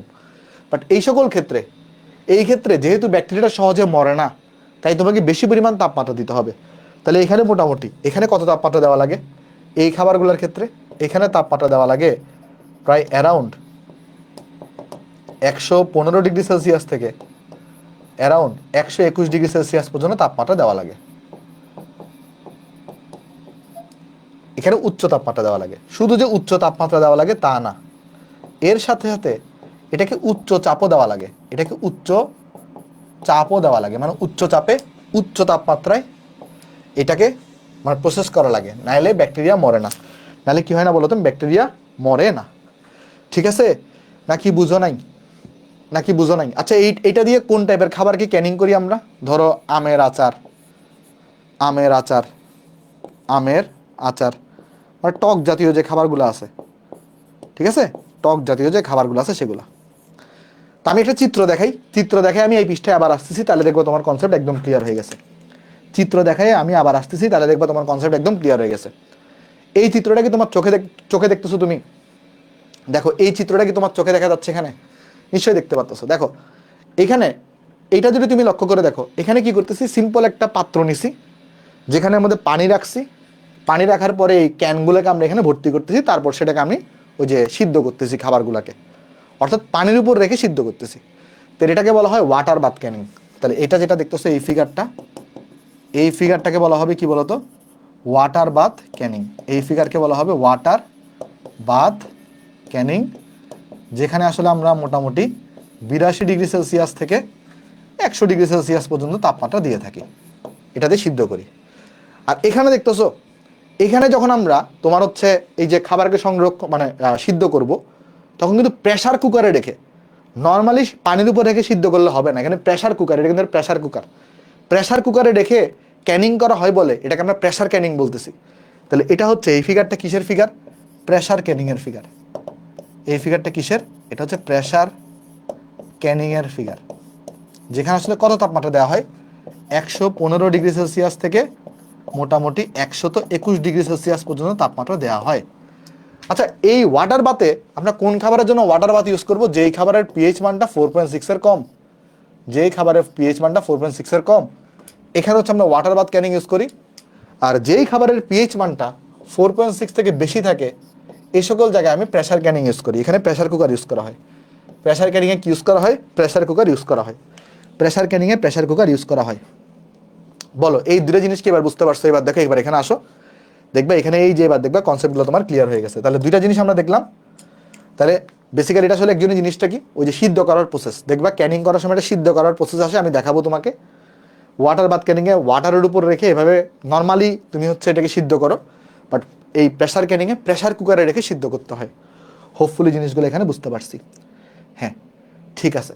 তো এইবার আমি যেটা করব, এবার তোমাকে ফুল ক্যানিংয়ের ধাপগুলো তোমাকে ব্যাখ্যা করে দেখো। ক্যানিংয়ের ধাপকে আমরা আগে 3টে স্তরে ভাগ করতে পারি। ক্যানিংয়ের ধাপকে আমরা কয়টা স্তরে ভাগ করতে পারি? 3টে স্তর। একটা প্রথম স্তর, একটা দ্বিতীয় স্তর, একটা তৃতীয় স্তর। আমি প্রত্যেকটা স্তরকে আগে স্টেপ বাই স্টেপ তোমাকে বুঝাই। দেখো তো, তুমি যখন কোনো একটা খাবারকে ক্যানিং করবা, তোমার প্রথম কাজ কি হবে? আগে খাবারটাকে সংগ্রহ করতে হবে, মানে কাঁচামাল সংগ্রহ করতে হবে। তুমি আগে কাঁচামাল সংগ্রহ করবা। আমি একটা চিত্র দিই তোমাকে, একটু একটু করে বুঝে আসো। ধরো তুমি আমকে, মানে ব্যাপারটা হচ্ছে আমি ধরো একটা আমের আচার বানাবো। আমি কি করবো? একটা আমের আচার বানাবো। তাহলে আমাকে প্রথমে কি করতে হবে? আগে আগে আমটাকে সংগ্রহ করতে হবে। তাহলে আমাকে যেটা করতে হবে আগে আমাকে আগে কাঁচামাল সংগ্রহ করতে হবে। আমাকে আগে কাঁচামাল সংগ্রহ করতে হবে। আমার আগে প্রথম কাজ কি হবে, ধরো আমি যদি আমের আচার বানাতে চাই, তাহলে আমাকে আগে কাঁচামাল সংগ্রহ করতে হবে। আমাকে আগে কি করতে হবে, কাঁচামালটাকে সংগ্রহ করতে হবে। এই যে ধরো গাছ থেকে আমরা আম পারলাম, আমরা কাঁচামালকে সংগ্রহ করলাম। আচ্ছা, ধরো আমি 2 কেজির মধ্যে আম নিলাম, ধরো আমি মোটামুটি 20টার মতো আম পাইলাম। তাহলে 20টা আমকেই কি আমি ক্যানিংয়ের জন্য ইউজ করব? না, আমরা বেছে বেছে যেই আমগুলো ভালো তাদেরকে নিয়ে আমরা ক্যানিং করব। তাহলে আমার কাঁচামাল সংগ্রহ করার পরে পরবর্তী কাজ কি, গ্রেডিং করা। গ্রেডিং করা মানে কি, বাছাই করা। তাহলে আমার কাজ কি বলতো, আমার কাজ হচ্ছে গ্রেডিং বা বাছাইকরণ। আমার এর পরবর্তী কাজ হচ্ছে গ্রেডিং করা বা বাছাইকরণ করা, মানে ভালো ভালো আমগুলোকে সিলেক্ট করা, গ্রেডিং করা বা বাছাই করা। তাহলে এই ক্যানিং এর প্রথম ধাপটা কি সবাই বুঝতে পারছো? দেখো, প্রথম কাজ হচ্ছে কাঁচামাল সংগ্রহ করা, পরের ধাপ হচ্ছে গ্রেডিং করা বা বাছাই করা। তাহলে তুমি গ্রেডিং বা বাছাই করে ফেলছো, মানে ভালো ভালো আমগুলোকে তুমি সিলেক্ট করছো। এরপরে কাজ কি হবে তোমার, সেই আমটাকে যেই আমগুলোকে সিলেক্ট করছো এগুলোকে ধুইতে হবে না, কারণ এখানে তো ময়লা থেকে যাবে। তাহলে এরপরে কাজ হচ্ছে আমার ধৌতকরণ। তাহলে এরপরে কাজ কি বলতো, ধৌতকরণ। ধৌতকরণ, এরপরে কাজ হচ্ছে ধৌতকরণ। তাহলে তোমার এবার কি করতে হবে, মানে তোমার এখানে এইটাকে ধুইতে হবে। যে আমগুলোকে তুমি সিলেক্ট করছো সেই আমগুলোকে তোমার ধোয়া লাগবে, যে আমগুলোকে তুমি সিলেক্ট করছো সেই আমগুলোকে তোমার ধোয়া লাগবে। তাহলে আমি যদি বলি, প্রথম কাজ ছিল হচ্ছে আমার এখানে কাঁচামাল সংগ্রহ করা, প্রথম কাজ ছিল কাঁচামাল সংগ্রহ করা, পরের কাজ ছিল গ্রেডিং বা বাছাই করা, আর এরপরে কাজ হচ্ছে আমার ধৌত করা। তাহলে আমাদের মোটামুটি এই এতটুকু পর্যন্ত জিনিসপত্র শেষ, ধুয়ে ফেলছি আমরা। আচ্ছা, ধুয়ে ফেলার পরে তুমি কি কখনো আমের আচারে দেখছো যে ওইখানের মধ্যে যে তুমি আমের আচার যেখানে খাও ওইখানে তোমার কোনো আমের শোকলা পাওয়া যায়? আমের আচার তোমরা নিশ্চয়ই সবাই খাইছো, ওইখানে কি তুমি দেখছো কখনো আমের শোকলা পাওয়া যায়? না। ফার্স্টে আমার কাজ কি হবে, আমের খোসা ছাড়াইতে হবে। কি করতে হবে, খোসা যেগুলো আছে সেগুলোকে ছাড়াইতে হবে। আবার ওইখানে কি আমের যে বোটা থাকে বা আটি থাকে, তুমি আমের আচারে কখনো আমের আটিগুলো দেখো বড় বড়? নর্মালি আমরা দেখি না। ওইটা কিন্তু পুরোটাই কি থাকে, ওই যে আম থাকে, তাই না? তাহলে আমাকে কি করতে হবে, ওইটাকে কিন্তু ছোট ছোট টুকরা করে ফেলতে হবে, মানে আমের আটিটাকে সরাই ফেলতে হবে, তাই না? তাহলে আমাকে এরপরে কাজ কি, খোসা ছাড়ানো এবং ছোট টুকরা করা। তাহলে দেখো, এই যে প্রথমে আগে ধুইলাম, ধোয়ার পরে আমার কাজ কি হবে, খোসা ছাড়ানো। আমার কাজ হবে খোসা ছাড়ানো, খোসা ছাড়ানো এবং ছোট টুকরা করা, ছোট টুকরা করা, ছোট টুকরো করা, টুকরো করা। এই দেখো খোসা ছাড়াইছি, তারপর ছোট টুকরা করছি। বুঝছো? বুঝছো? প্রথম স্তর কি বোঝা গেছে? দেখো, প্রথম স্তরটা কি সবাই বুঝতে পারছি আমরা? একটু করে আমাকে জানাও তো, প্রথম স্তরটা কি সবাই বুঝতে পারছি? আচ্ছা, আমের আইটি পাওয়া যায়, আচ্ছা যাই হোক, সমস্যা নেই। নর্মালি তো যেগুলা মানে বুঝতেছো তো, পুরো আমকে তো আমরা মানে কোটাজাতকরণ করবো না, আমরা আগে খোসা ছাড়াবো, তারপর এটা কিন্তু ছোট ছোট টুকরা করবো, ছোট ছোট টুকরা করবো আমরা, কেমন? আচ্ছা, তাহলে আমাদের প্রথম স্তরটা আশা করি বুঝতে কারো কোনো সমস্যা নেই। আশা করি প্রথম স্তর বুঝতে কারো কোনো সমস্যা নাই। আচ্ছা, এবার আসো দ্বিতীয় স্তর। দ্বিতীয় স্তর, দ্বিতীয় স্তর আমরা কি করি, ফার্স্টে তাহলে ছোট টুকরা করলাম। ছোট টুকরা করার পরে দেখা, আমি তোমার একটু করে দেখাই ছোট টুকরা। আচ্ছা, প্রথম স্তরে নিয়ে কিন্তু কিছু কথাবার্তা আছে। প্রথম স্তরেতে মানে ফুল প্রসেস তো আমরা একটু বুঝতে পারছি, ওভারভিউ। এবার এগুলো কিন্তু এখানে দেখো সবগুলোকে আবার ডিটেলসে লেখা আছে। প্রথম কাজ কি, প্রথম কাজ হচ্ছে কাঁচামাল সংগ্রহ করা। তোমাকে ফার্স্টে কি করতে হবে, পোকামাকড় মুক্ত ফল, তারপরে এগুলোকে সংগ্রহ করতে হবে, তারপরে গ্রেডিং বা বাছাই করা, এগুলো একটু পড়বা, তারপরে ধুইতে হবে, তারপরে তোমার কিন্তু খোসা ছাড়াইতে হবে এবং টুকরা করতে হবে। এবং টুকরাগুলোকে আমরা কি করি, 1/2 ইঞ্চি থেকে 1/4 ইঞ্চি করে থাকি। কি করি বলতো, 1/2 ইঞ্চি থেকে 1/4 ইঞ্চি টুকরা করে থাকি, ঠিক আছে? আচ্ছা, এবার আসো দ্বিতীয় স্তর। দ্বিতীয় স্তরে কি করি আমরা, ব্লাঞ্চিং বা সিদ্ধ করি আগে আমরা। যেইটাকে আমরা কাটছি, কাটা যে ফলমূলগুলো আছে তাদেরকে আমরা ব্লাঞ্চিং বা সিদ্ধ করি, তারপর আমরা কোটায় ভর্তি করি, তারপর এরপরে আমরা ক্যানিং তরল যুক্ত করি। ক্যানিং তরল জিনিসটা কি সব দেখাবো। আচ্ছা দেখো, এবার আমি স্টেপগুলো দেখাই একটু, দেখো। তাহলে আমার কাজ কি হবে, আচ্ছা এটা হচ্ছে আমার প্রথম স্তর, এটা হচ্ছে আমার প্রথম স্তর, এগুলো হচ্ছে আমার প্রথম স্তর, এগুলো কি, এটা হচ্ছে আমার প্রথম স্তর। প্রথম স্তরটা আমার এখানে ডান, প্রথম স্তর আমার এখানে শেষ। এবার আসলে আমরা এখন দেখবো দ্বিতীয় স্তর, আমরা এখন দেখবো দ্বিতীয় স্তর, আমরা এখন দেখবো দ্বিতীয় স্তর। দ্বিতীয় স্তরে আমরা করব কি বলতো, দ্বিতীয় স্তরে আমাদের প্রথম কাজ থাকবে আগে, দ্বিতীয় স্তরে আমাদের প্রথম কাজ থাকবে ওই যে যেই টুকরাগুলো আমরা সংগ্রহ করছি সেই টুকরাগুলোকে সিদ্ধ করা বা ব্লাঞ্চিং করা। এই সিদ্ধ করাটাকে আমরা ব্লাঞ্চিং বলতেছি। তাহলে আমাদের কাজ থাকবে ছোট টুকরোগুলোকে, ছোট টুকরোগুলোকে সিদ্ধ বা বা বা ব্লাঞ্চিং করা, বা ব্লাঞ্চিং করা। তাহলে আমরা কি করবো, এখানে সিদ্ধ করতেছি। সিদ্ধ করার পরে কি করব, সিদ্ধ করার পর আমরা ক্যানে ভর্তি করব। সিদ্ধ করার পর আমরা কি করব, ক্যানে বা কৌটায় ভর্তি করা। এটা হচ্ছে আমাদের কাজ। আচ্ছা, এখন আমরা সবাই জানি খাবারকে ক্যানে ভর্তি করার পরে দীর্ঘদিন যাতে সংরক্ষণ করতে পারি সেজন্য আমাকে কি ইউজ করতে হবে, প্রিজারভেটিভ ইউজ করতে হবে। কি করতে হবে, খাবারকে যেন দীর্ঘদিন সংরক্ষণ করা যায় কোটাতে, এই জন্য আমাকে প্রিজারভেটিভ ইউজ করতে হবে। আর ক্যানিং করার সময় প্রিজারভেটিভ হিসেবে আমরা ক্যানিং তরল ইউজ করি। ক্যানিং করার সময় প্রিজারভেটিভ হিসেবে কি ইউজ করা হয়, ক্যানিং তরল। তাহলে ক্যানিং তরল কি জিনিস বলো তো, ক্যানিং তরল এগুলো কিন্তু প্রিজারভেটিভ রূপে কাজ করে। এগুলো কি হিসেবে কাজ করে, এগুলো হচ্ছে প্রিজারভেটিভ রূপে কাজ করে। প্রিজারভেটিভস। তাহলে এই ক্যানিং তরল জিনিসটা কি, ক্যানিং করার সময় যেই তরলটা প্রিজারভেটিভ রূপে ইউজ করা হয় তাকে বলা হয় ক্যানিং তরল।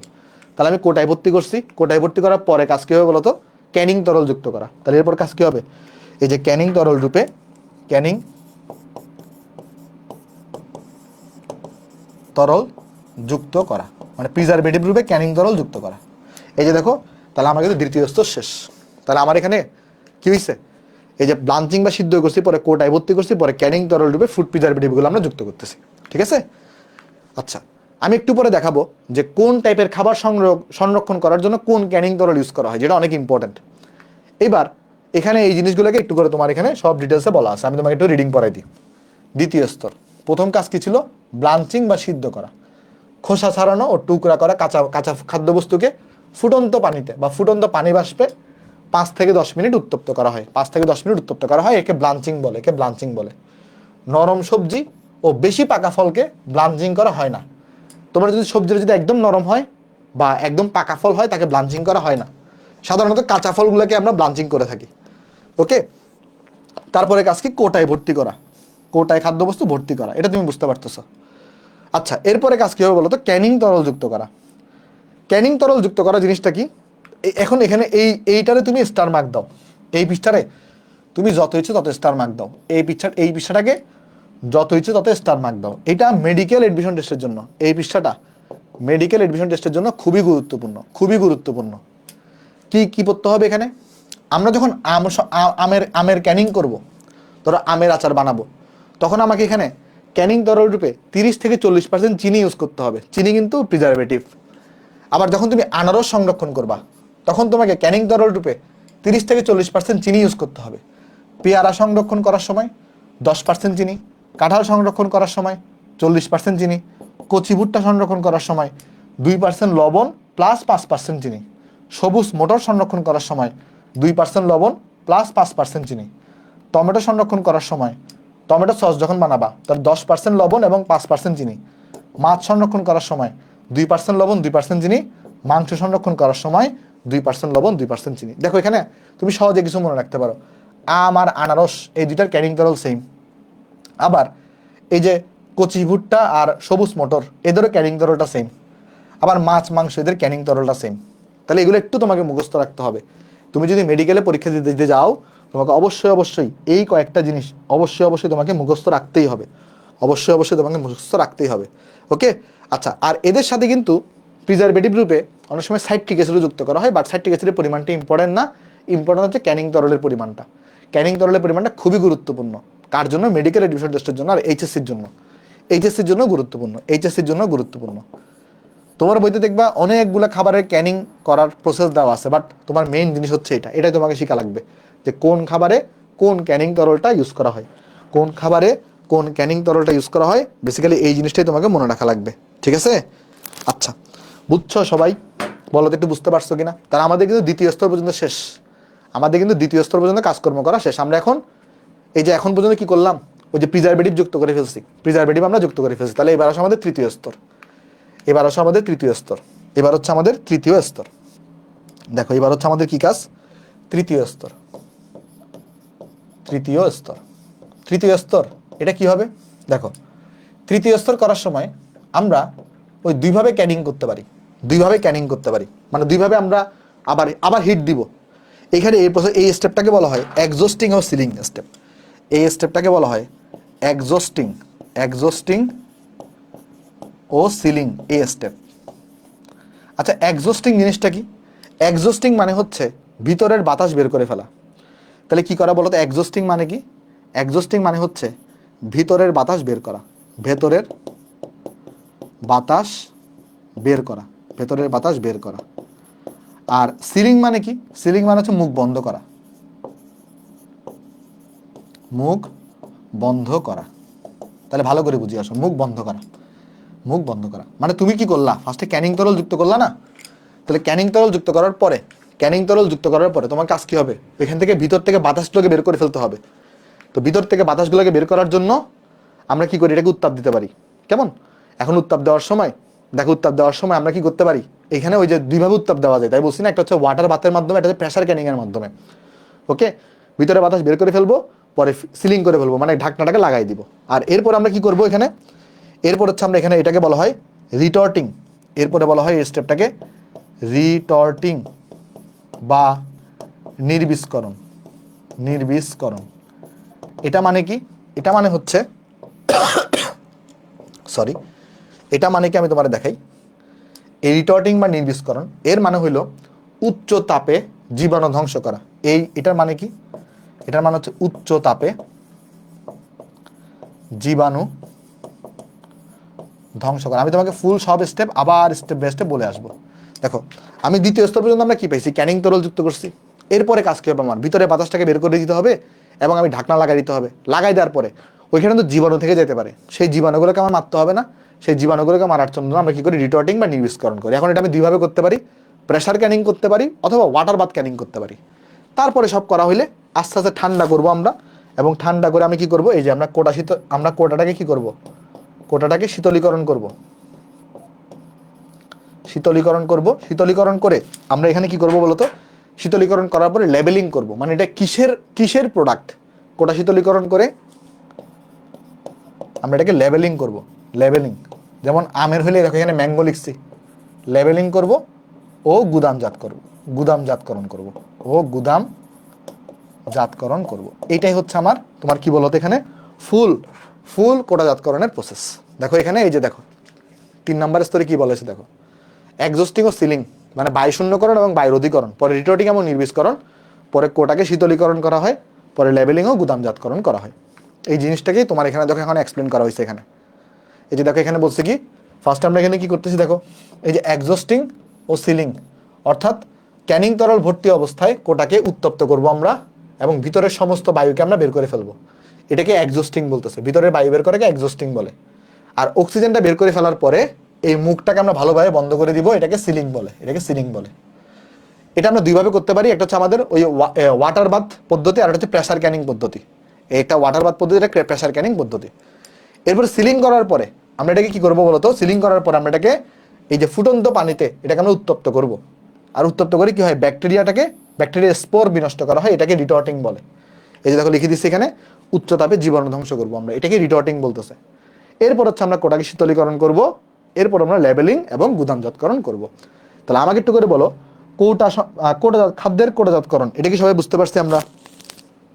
খাদ্যের কোটাজাতকরণ এই জিনিসটা কি সবার বোঝা গেছে? সবার একটু আমাকে কমেন্টে জানাবা যে খাদ্যের কোটাজাতকরণ এটা কি তোমরা সবাই বুঝতে পারছো? খাদ্যের কোটাজাতকরণ, খাদ্যের কোটাজাতকরণ এটা কিন্তু আমাদের শেষ।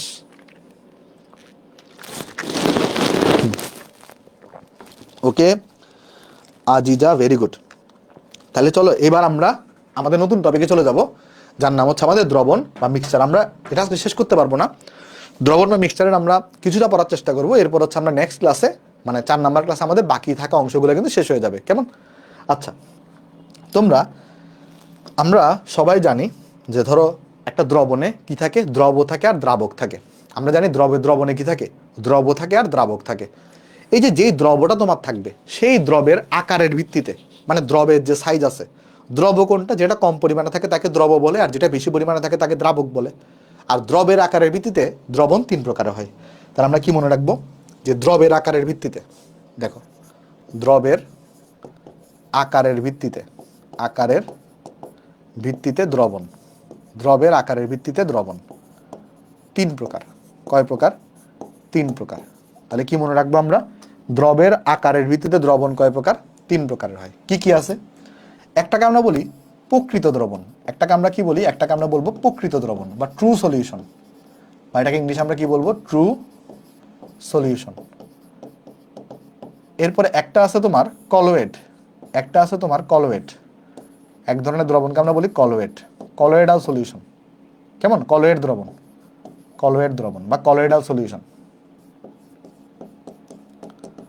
Colloidal solution. আর আরেকটা আছে, আমরা এটাকে বলি সাসপেনশন দ্রবণ, সাসপেনশন, সাসপেনশন দ্রবণ।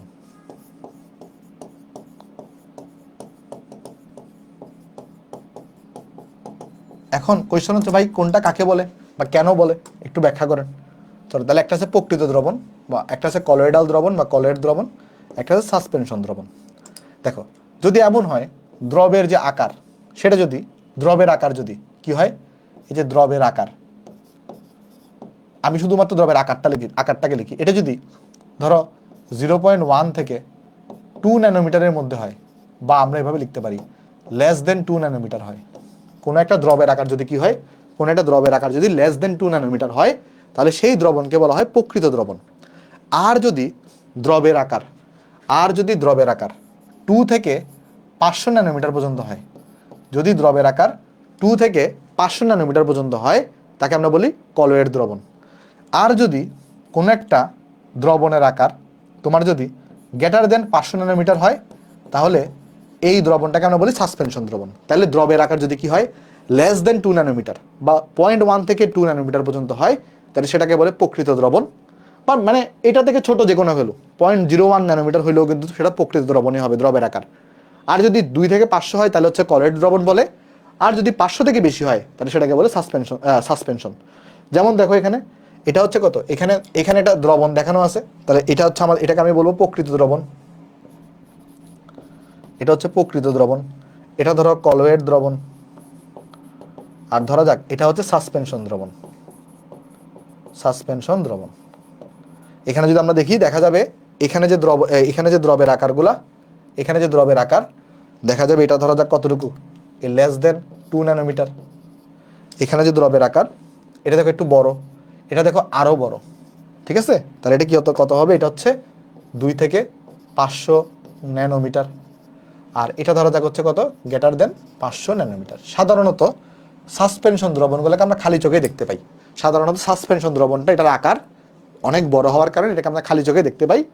প্রকৃত দ্রবণের কণাগুলোকে আসলে খালি চোখে দেখা যায় না, ঠিক আছে? আর প্রত্যেকটা বৈশিষ্ট্য নিয়ে, প্রত্যেকটা দ্রবণের বৈশিষ্ট্য নিয়ে আমরা কিন্তু সবগুলা আলোচনা করব। হ্যাঁ, কোনটা হাজারি স্যারের বই 607 পেজে আছে, কি লিখছো? হ্যাঁ, ওকে। মিশ্রণ আছে, মিশ্রণ আছে, মিশ্রণ আছে, মিশ্রণ আছে বইয়ের পড়া এটা। আচ্ছা যাই হোক, চলো আমরা এখন আজকে আমাদের কাজ হবে প্রকৃত দ্রবণ আর কলোয়েড দ্রবণটা নিয়ে আজকে আলোচনা করবো, সাসপেনশন দ্রবণটা নিয়ে আমরা আগামীকাল আলোচনা করব। আচ্ছা দেখো, প্রথমে আছে প্রকৃত দ্রবণ। তাহলে প্রকৃত দ্রবণে কি হবে কাহিনী? প্রকৃত দ্রবণে কাহিনী হবে, দেখো ভালো করে বুঝো। আচ্ছা যে কোনো দ্রবণে তুমি বলো না কেন, সেখানে দুইটা দশা থাকবে। একটা দশাকে আমরা বলতে পারি বিস্তারণ মাধ্যম, একটা দশাকে আমরা বলতে পারি বিস্তারণ বিস্তারিত বস্তুকণা। দেখো যে কোনো দ্রবণে দুইটা দশা থাকবে, মানে দুইটা ফেজ থাকবে। একটাকে আমরা বলি বিস্তারিত মাধ্যম, মানে যেই মাধ্যমে কণাগুলো দৌড়াদৌড়ি করবে, আর যেই কণাগুলো দৌড়াদৌড়ি করবে তাদেরকে আমরা বলতে পারি বিস্তারিত বস্তুকণা।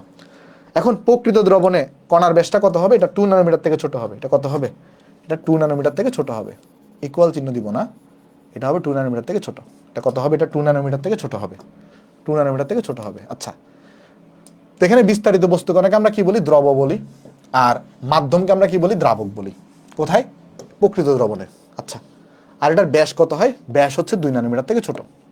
আর কণাগুলোর আকার অনেক ছোট হওয়ার কারণে এদেরকে খালি চোখে, এমনকি আলট্রা মাইক্রোস্কোপ যন্ত্রের সাহায্যেও কিন্তু কি করা যায় না? দেখা যায় না, দেখা যায় না।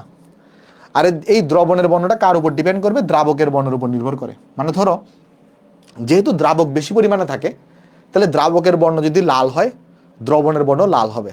দ্রাবকের বর্ণ সবুজ হইলে দ্রবণের বর্ণ সবুজ হবে। কোনো কারণে দ্রাবক যদি বর্ণহীন হয় বা দ্রাবক যদি সাদা কালারের হয়, সেই ক্ষেত্রে দ্রবের উপর ডিপেন্ড করবে। তার মানে নর্মালি যেটা হয়, যে কোনো দ্রবণের যে কালার সেটা দ্রাবকের কালারের উপর ডিপেন্ড করে। বাট কি হয়, এই দ্রাবক যদি বর্ণহীন হয়, তাহলে সেই ক্ষেত্রে দ্রবণের বর্ণ দ্রবকণার বর্ণ দ্বারা নিয়ন্ত্রিত হবে। এটা একটা বেসিক প্রপার্টি, কিছু বেসিক প্রপার্টি। আচ্ছা, তারপরে প্রকৃত দ্রবণে আলোক রশ্মি চালনা করা হইলে, আলোক রশ্মি চালনা করলে আলোক রশ্মির কোনো প্রতিফলন বা বিচ্ছুরণ ঘটে না। এর মানে কি আমি তোমার একটু করে বলি দেখো, এর মানে কি আমি তোমার একটু করে বলি দেখো, এর মানে কি আমি তোমার একটু করে বলি দেখো। এই যে দেখো, ধরো তুমি এখানে একটা প্রকৃত দ্রবণকে নিছো, ধরো যাক এখানে তুমি একটা কাকে নিছো, একটা প্রকৃত দ্রবণকে তুমি নিছো। তো প্রকৃত দ্রবণটার মধ্যে তুমি যদি একটা আলো ফেলো, এই আলোটা যেমনি ফেলছো তেমনি চলে যাবে, আলোটা কোনো দিকে ছড়াবে না, কোনো ধরনের বিচ্ছুরণ হবে না। কিন্তু তুমি যদি একটা কলয়েড দ্রবণকে রাখো, যেহেতু কলয়েড দ্রবণের যে কণাগুলা তার আকার বেশ বড়, তাই আলোটা যখন গিয়ে কলয়েড কণাকে আঘাত করে তখন সেই আলোটা কিন্তু বিচ্ছুরিত হয়, বা আলো কোন দিকে ছড়াই গেছে সেটা তুমি চোখে দেখতে পারো। অর্থাৎ আলোর গতিপথ তুমি চোখে দেখতে পারো। বুঝতে পারছো? এই আলোর গতিপথ চোখে দেখতে পারার যে ঘটনা, এটাকে বলে টিন্ডাল ইফেক্ট, যেটা কলয়েড কণা দেখায়, অন্যরা দেখায় না। বুঝতে পারছো মানে কি হয় কাহিনী? আমি তোমার ভালো করে বুঝাই বলি। এই যে আমার প্রকৃত দ্রবণ কিন্তু টিন্ডাল ইফেক্ট দেখায় না, মানে প্রকৃত দ্রবণের ক্ষেত্রে আলো যদি ফেলো আলোটা নর্মালি চলে যাবে, অর্থাৎ আলোর গতিপথটাকে তুমি ট্র্যাক করতে পারবা না। কিন্তু কলয়েড দ্রবণের ক্ষেত্রে কি হবে, কলয়েড কণাগুলোর আকার বড় হওয়ার কারণে আলোটাকে তুমি যদি নিক্ষেপ করো, তাহলে আলোর কণাগুলা কলয়েড কণার সাথে সংঘর্ষের মাধ্যমে বিচ্ছুরণ ঘটাবে, এবং আলোটা কোন পথে গেছে বা কোন দিকে গেছে, কোন দিকে সরে গেছে আলোটা কোন দিকে সরে গেছে এই জিনিস তুমি দেখতে পাবা। এটাকে টিন্ডাল ইফেক্ট বলে। তাহলে এটা এখানে লিখছে দেখো, এখানে লিখছে কি দেখো, এখানে লিখছে হচ্ছে তোমার প্রকৃত দ্রবণে আলোক রশ্মি চালনা করলে আলোক রশ্মির কোনো ধরনের প্রতিফলন বা বিচ্ছুরণ ঘটে না। আর প্রকৃত দ্রবণের কণাগুলো ব্রাউনীয় গতি প্রদর্শন করে না। ব্রাউনীয় গতি কি জিনিস বুঝাচ্ছি, ব্রাউনীয় গতি কি জিনিস বুঝাচ্ছি। আচ্ছা আমাকে বলো তো, এই লাস্টের দুইটা পয়েন্ট ছাড়া বাকি পয়েন্টগুলো কি তুমি বুঝতে পারছো? এগুলো তুমি জানো, প্রকৃত দ্রবণ স্বচ্ছ হয়, সমসত্ব হয়, স্থায়ী হয়। লাস্টের দুইটা পয়েন্ট ছাড়া বাকিগুলো কি তুমি বুঝতে পারছো? একটু করে বলো তো, লাস্টের দুইটা পয়েন্ট ছাড়া বাকি জিনিসগুলো কি তুমি বুঝতে পারছো? বুঝতে পারার কথা, এগুলো জটিল কোনো জিনিস না, বাট লাস্টের দুটো পয়েন্ট আমি তোমাকে বুঝাই দিব, টেনশন নেওয়ার কোনো কারণ নেই। চলো এবার নেক্সটে যাই। নেক্সটে দেখো কলয়েড নিয়ে আলোচনা করা আছে। কলয়েড নিয়ে কি বলছে? কলয়েড কণা কাকে বলবো? যদি কণার ব্যাসটা কত হয়, 2 থেকে 500 ন্যানোমিটার হয়, তখন তাকে কলয়েড বলে। যেমন এখানে দুটো দশা থাকবে, একটাকে আমরা কি বলি, এই যে যেই মাধ্যমে কণাগুলো দৌড়াদৌড়ি করবে তাকে বলে বিস্তারিত মাধ্যম, তাকে কি, বা বিস্তারণ মাধ্যম, তাকে বলে কি, তাকে বলে বিস্তারণ মাধ্যম। এটাকে আমরা বলবো বিস্তারণ মাধ্যম। আর যেই কণাগুলো দৌড়াদৌড়ি করবে তাদেরকে আমরা বলি বিস্তারিত বস্তু কণা। যেই কণাগুলো দৌড়াদৌড়ি করবে তাদেরকে বলা হয় বিস্তারিত বস্তু কণা। তাহলে বললাম যেই মাধ্যমে দৌড়াদৌড়ি করবে সেটা হচ্ছে বিস্তারণ মাধ্যম, আর যেই কণাগুলো দৌড়াদৌড়ি করবে তাদেরকে বলি বিস্তারিত বস্তু কণা। আচ্ছা তাহলে এটাই লিখতেছে দেখো, কলয়েডের মধ্যে কি থাকে, দুইটা দশা থাকে। একটা হচ্ছে বিস্তারণ মাধ্যম। বিস্তারণ মাধ্যম জিনিসটা কি? যেই মাধ্যমে কণাগুলা বিস্তৃত থাকে, যেই মাধ্যমে কণাগুলো বিস্তৃত থাকে বা ছড়িয়ে থাকে তাকে বলে বিস্তারণ মাধ্যম। আর বিস্তারিত বস্তু কণা কি জিনিস? বস্তু কণা কি জিনিস? যে সকল কণা বিস্তারণ মাধ্যমে ছড়িয়ে থাকে, যে সকল কণা বিস্তারণ মাধ্যমে ছড়িয়ে থাকে তাদেরকে বলে বিস্তারিত বস্তু কণা। ওকে, এই জিনিসগুলো তুমি অলরেডি জানো, এগুলা অজানা কোনো জিনিস না, এগুলা অজানা কোনো জিনিস না। ঠিক আছে, এগুলো কি তুমি জানো? রিক্যাপ করবো, কোনটা রিক্যাপ করবো বলো তো? শামীম আরাফাত, কোনটা রিক্যাপ করবো একটু আমাকে জানাও, কোনটা রিক্যাপ করবো বলো, কোনটা রিক্যাপ করবো বলো? হ্যাঁ বইয়ে তুমি যদি চাও এগুলো দেখো, এখানে তো আমি বইয়ের লাইন আনছি, দেখো বইয়ের লাইন আনি দিছি। আমি তোমাকে বললাম তো, তুমি যদি বইটা নিজে পড়তে যাও তুমি অনেক কিছুই বুঝবা না। তো আমি বইয়ের সিকোয়েন্সটা ফলো করে, মানে আমি তোমাকে পড়াই দিচ্ছি, তুমি আমার স্লাইড পড়লেই চলবে, বই আর তোমার পড়া লাগবে না। ওকে আচ্ছা, ওকে এই চ্যাপ্টারটা অন্তত বই তোমার নিজে পড়তে গেলে তুমি অনেক মাথা দেখবে আওলা যাচ্ছে, এই জন্য তুমি খালি আমার স্লাইড পড়ো তাহলেই হবে। রিক্যাপ করবো, কোনটা রিক্যাপ করবো? আচ্ছা আমি রিক্যাপ, এগুলো তো এখানে কোনটা রিক্যাপ করবো বলো, কোনটা রিক্যাপ করবো এখন আর বলে না এখন আর বলে না কোনটা রিক্যাপ, খালি রিক্যাপ দিতেছে কিন্তু কোনটা রিক্যাপ করবো এখন আর বলে না। ওকে চলো চলো, আচ্ছা আস্তে আস্তে দেখো, আস্তে আস্তে বুঝতে পারবা তুমি জিনিসগুলো। তাহলে আমি বললাম কলয়েডের মধ্যে দুটো দশা থাকবে বা দুটা ফেজ থাকবে, একটাকে আমরা বলি বিস্তারিত বস্তু কণা, একটাকে আমরা বলি তোমার বিস্তারণ মাধ্যম। ঠিক আছে, আচ্ছা ঠিক আছে, তারপর যাই আসো। এবার দেখো কলয়েডের সংজ্ঞা তোমার বইতে কিভাবে দিছে, বইতে একটু কঠিনভাবে দেওয়া, কঠিনভাবে না, এটাও সহজভাবে। দেখো কলয়েডের সংজ্ঞা, যখন কোনো কঠিন তরল বা গ্যাসীয় পদার্থের কণার আকার যখন কত হবে, 2 থেকে 500 ন্যানোমিটার আকারের সূক্ষ্ম কণাগুলো থাকবে, তারা যখন কোনো দ্রবণ তৈরি করবে তাকে আমরা কলয়েড বলি। যেমন কলয়েডের কিছু উদাহরণ আছে, দুধ, জিলেটিন, গাম, এটা হচ্ছে কলয়েডের উদাহরণ। ওকে, বিস্তারণ মাধ্যম, এটা রিক্যাপ করব। দেখো এই যে দ্রাবক যেটা সেটাকে তুমি বিস্তারণ মাধ্যম চিন্তা করতে পারো, দ্রব যেটা সেটাকে তুমি বিস্তারিত বস্তু কণা চিন্তা করতে পারো। মানে যেইটা দ্রব তাকে তুমি চিন্তা করতে পারো বিস্তারিত বস্তু কণা, আর যেটা দ্রাবক তাকে তুমি বিস্তারণ মাধ্যম হিসেবে চিন্তা করতে পারো। এটাই হচ্ছে কাহিনী। আচ্ছা কলয়েডের দশা, কলয়েডের দশা বা ফেজ, কয়টা থাকে? দুইটা দশা থাকে। দুইটা দশা থাকে বা দুইটা দশা বা অংশ বা মাধ্যম থাকে। প্রথমটি পরিমাণে থাকে বেশি। প্রথমটা কি থাকবে? দ্রাবক, যেটা দ্রাবকটা পরিমাণে থাকে বেশি। আর যেটা পরিমাণে বেশি থাকে তাকে কি বলে? তাকে বলে বিস্তারণ মাধ্যম। আর যেটা পরিমাণে কম থাকে তাকে আমরা কি বলি? বিস্তারিত বস্তুকণা বা দ্রব বলতে পারি বা দ্রব বলতে পারি। আচ্ছা, দুধের ক্ষেত্রে বিস্তারিত বস্তুকণা হিসেবে কে থাকে? চর্বি বা প্রোটিন, চর্বি ও প্রোটিন। আর বিস্তরণ মাধ্যম হচ্ছে পানি। খুবই গুরুত্বপূর্ণ। তাহলে দুধের বেলায় বিস্তারিত বস্তুকণা কোনটা, মানে দ্রব হিসেবে কোনটা থাকতে পারে? চিন্তা করতে পারো, চর্বি ও প্রোটিন। আর বিস্তরণ মাধ্যম কোনটা? পানি। মানে আমি তোমাকে জাস্ট মনে রাখার জন্য দ্রব আর দ্রাবক বলতেছি, বাট কলয়েডের ক্ষেত্রে দ্রব আর দ্রাবক না বলে সেটাকে বিস্তারিত বস্তুকণা আর বিস্তরণ মাধ্যম বলা হয়। বাটারের ক্ষেত্রে বিস্তারিত বস্তুকণা কোনটা? পানির গুচ্ছ অণু। আর বিস্তরণ মাধ্যম হচ্ছে চর্বি ঢালা। মিল্ক অফ ম্যাগনেসিয়া, এই যে এটার ক্ষেত্রে বিস্তারিত বস্তুকণা কোনটা? কঠিন ম্যাগনেসিয়াম হাইড্রোক্সাইডের কণা। কঠিন ম্যাগনেসিয়াম হাইড্রোক্সাইডের কণা। কিন্তু বিস্তরণ মাধ্যম কোনটা? বিস্তরণ মাধ্যম হচ্ছে পানি। মিল্ক অফ লাইম, এটার ক্ষেত্রে বিস্তারিত বস্তুকণা হচ্ছে ক্যালসিয়াম হাইড্রোক্সাইড। আর বিস্তরণ মাধ্যম হচ্ছে পানি। এই চারটা জিনিস একটু মনে রাখতে হবে। এই চারটার ক্ষেত্রে একটু মনে রাখতে হবে কোনটা বিস্তারিত বস্তুকণা আর কোনটা বিস্তরণ মাধ্যম। যদি আমি তোমাকে একবার রিপিট করলে হবে এরকম: দুধের ক্ষেত্রে বিস্তারিত বস্তুকণা হচ্ছে চর্বি আর প্রোটিন, বিস্তরণ মাধ্যম হচ্ছে পানি। বাটারের ক্ষেত্রে বিস্তারিত বস্তুকণা হচ্ছে পানির গুচ্ছ অণু, বিস্তরণ মাধ্যম হচ্ছে চর্বি ঢালা। মিল্ক অফ ম্যাগনেসিয়ার ক্ষেত্রে বিস্তারিত বস্তুকণা হচ্ছে কঠিন ম্যাগনেসিয়াম হাইড্রোক্সাইড। আর বিস্তরণ মাধ্যম হচ্ছে পানি। দেখো, এই দুটা তো মনে রাখা সহজ, মিল্ক অফ ম্যাগনেসিয়া আর milk of lime. Milk of লাইমের ক্ষেত্রে বিস্তারিত বস্তুকণা হচ্ছে ক্যালসিয়াম হাইড্রোক্সাইড আর বিস্তরণ মাধ্যম হচ্ছে পানি। বুঝতে পারছো নাকি বুঝো নাই? খালি একটা জিনিসই মনে রাখবা, দেখো নর্মালি বেশিরভাগগুলোর ক্ষেত্রেই বিস্তরণ মাধ্যম হিসেবে পানি থাকে। দেখো এখানেও বিস্তরণ মাধ্যম হচ্ছে পানি, তারপর এখানেও বিস্তরণ মাধ্যম হচ্ছে পানি, এখানেও বিস্তরণ মাধ্যম হচ্ছে পানি। যাক, তুমি বিস্তারিত বস্তুকণাটা মনে রাখলেই চলবে। জাস্ট তুমি এখানে বিস্তারিত বস্তুকণাটা মনে রাখলেই চলবে। ঠিক আছে? আচ্ছা, আশা করি এটা তুমি বুঝতে পারছো। এই যে কলয়েডের বিশেষ ধর্ম, কলয়েড যে কণাগুলা তারা দুইটা বিশেষ প্রপার্টি দেখায়। কলয়েড কণাগুলো কি দেখায়? দুইটা বিশেষ প্রপার্টি দেখায়। একটা হচ্ছে কলয়েড কণাগুলা ব্রাউনীয় গতি প্রদর্শন করে। ব্রাউনীয় গতি জিনিসটা কি এখনই দেখাবো। আর কলয়েড কণাগুলা টিন্ডাল প্রভাব দেখায়। কি প্রভাব দেখায়? টিন্ডাল ইফেক্ট বা টিন্ডাল প্রভাব দেখায়। তো চলো এই দুটো নিয়ে ডিসকাশন করা যাক। ব্রাউনীয় গতি জিনিসটা কি? ধরো একটা কণাকে তুমি এখানে রেখে দিছো, এই কণাটা যদি বিভিন্ন দিকে ছড়াই ছিটায় যায়, মানে র্যান্ডমলি ঘোরাঘুরি করে, কণাটা যদি কি করে?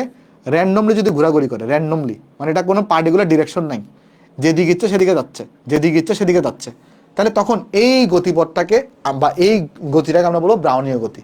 তাহলে ব্রাউনীয় গতিতে কি হবে? কণাগুলা ধুরুম দারাম ধুরুম দারাম ধুরুম দারাম ধুরুম দারাম যে কোনো দিকে তোমার কি হবে?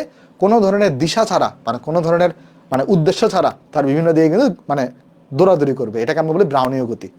আর টিন্ডাল ইফেক্ট জিনিসটা কি? টিন্ডাল ইফেক্ট মানে হচ্ছে তুমি যদি কখনো এমন হয়, এই যে দ্রব কণাগুলোর আকার যদি বড় হয়, তার উপর যদি আলো ফেলো, ওই আলোর যে গতিপথ সেটাকে যদি তুমি চোখে দেখতে পারো, তাহলে এটাকেই বেসিক্যালি বলা হয় টিন্ডাল ইফেক্ট। আর আলোর গতিপথটাকে আমরা চোখে দেখতে পারি কখন? যদি কি হয় বলতো, যদি সেখানে আলোর বিচ্ছুরণ ঘটে। বিচ্ছুরণ ঘটা মানে এখানে যে কণাগুলো আছে তাদের সাথে ধাক্কা লেগে আলো কণাগুলো ছড়াই পড়তেছে, ফলে তুমি কিন্তু জিনিসটাকে চোখে দেখতে পারতেছো। এটাকেই বলা হয় টিন্ডাল ইফেক্ট। তাহলে কলয়েডের ক্ষেত্রে এই ঘটনাটা ঘটে। কার ক্ষেত্রে এই ঘটনাটা ঘটে? কলয়েডের ক্ষেত্রে। কেন এই ঘটনা ঘটে? কারণ কলয়েডের আকারটা তোমার কি থাকে বলতো? আকারটা বড় থাকে। তাহলে এটা হচ্ছে কি? এটা হচ্ছে আমার ব্রাউনীয় গতি। এটা হচ্ছে আমার ব্রাউনীয় গতি। আর এটা হচ্ছে আমার টিন্ডাল ইফেক্ট বা টিন্ডাল প্রভাব, বা এটাকে আমরা বলি টিন্ডাল প্রভাব। এটাকে এখানে বলতেছি টিন্ডাল প্রভাব নিয়ে আমি পড়াই দিচ্ছি, বইতে যা যা লেখা আছে তা তোমাকে বুঝাই দিচ্ছি। টিন্ডাল প্রভাব, ঠিক আছে? তো চলো, হ্যাঁ, বিস্তারিত কণা কি? ওই যে দ্রব, এক হিসাবে তুমি দ্রব কণা চিন্তা করতে পারো, বা যেটা কণা, যে পরিমাণ কণাটা কম থাকে তাকে আমরা বিস্তারিত বস্তু কণা বলি। ওকে, আচ্ছা দেখো ব্রাউনীয় গতি জিনিসটা কি বলতো? দেখো ব্রাউনীয় গতি মানে হচ্ছে এই যে কণাগুলা ধাক্কা খেয়ে অবিরাম দৌড়াদৌড়ি করা বা বিক্ষিপ্তভাবে গতিশীল থাকে, এটাকে ব্রাউনীয় গতি বলে। কেমন?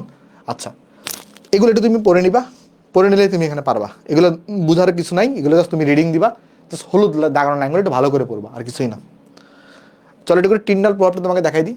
টিন্ডাল প্রভাবে কি হয় বলতো? টিন্ডাল প্রভাবে যে ঘটনাটা ঘটে, কলয়েড কণার আকারটা আমরা সবাই জানি 2 থেকে কত হয়ে থাকে? 500 ন্যানোমিটার হয়ে থাকে। কত হয়ে থাকে বলতো? 2 থেকে 500 ন্যানোমিটার হয়ে থাকে। এই কারণে কি হয়? কলয়েড কণাগুলোর আকার বড় হওয়ার কারণে আকার বড় হওয়ার কারণে কি হবে, সে দৃশ্যমান আলোকে বিচ্ছুরণ করতে পারে। দৃশ্যমান আলো কি করতে পারে, বিচ্ছুরণ করতে পারে। অর্থাৎ দৃশ্যমান আলো যদি কলেট কণাটার উপর এসে আঘাত করে, সেই আলোটাকে সে ভেঙে না, মানে সেটি বিভিন্ন দিকে ছড়াই দিতে পারে। সে আলোটাকে কি করতে পারে বলতো, ছড়াই দিতে পারে। ঠিক আছে, এই দেখো এখানে কি বলতেছে যে তোমার যদি কি হয়, কোনো বস্তু কণার আকার যদি আপতিত আলোক রশ্মির তরঙ্গ দৈর্ঘ্যের অর্ধেক অপেক্ষা বড় হয়, তাহলে ওই বস্তু কণা ওই আলোক রশ্মিকে বিচ্ছুরিত করতে পারে।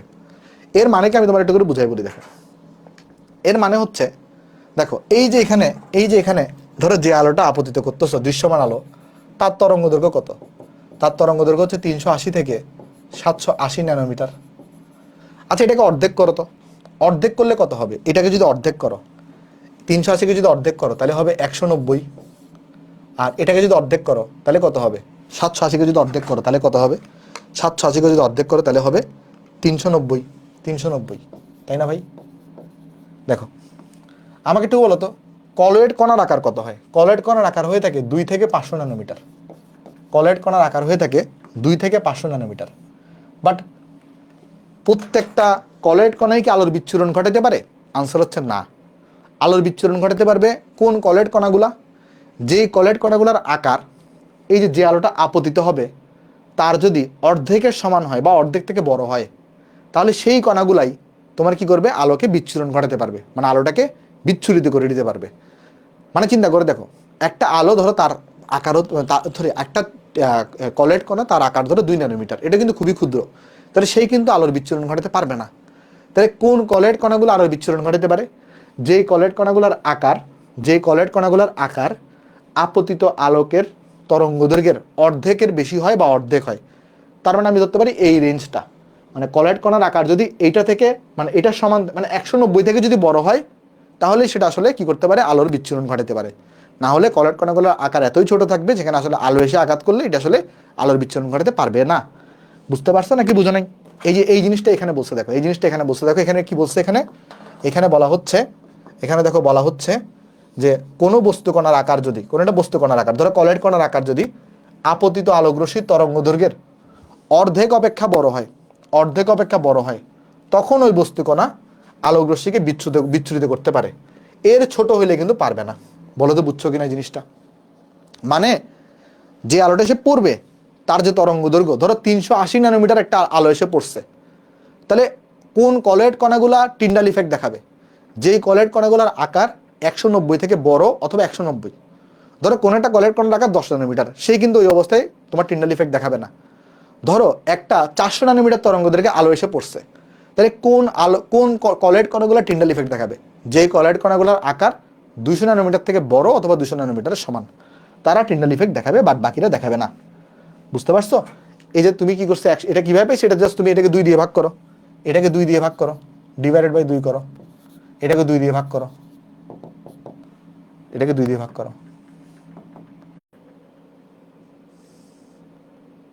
একটা সেকেন্ড, ক্লাস কি কেটে গেল?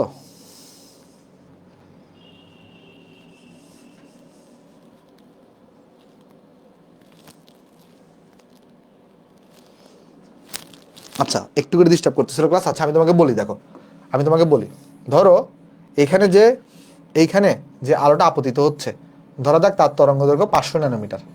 তাহলে বলো তো, কলয়েড কণার, মানে আলোকে বিচ্ছুরণ ঘটানোর জন্য কলয়েড কণার আকার অন্তত কত হইতে হবে?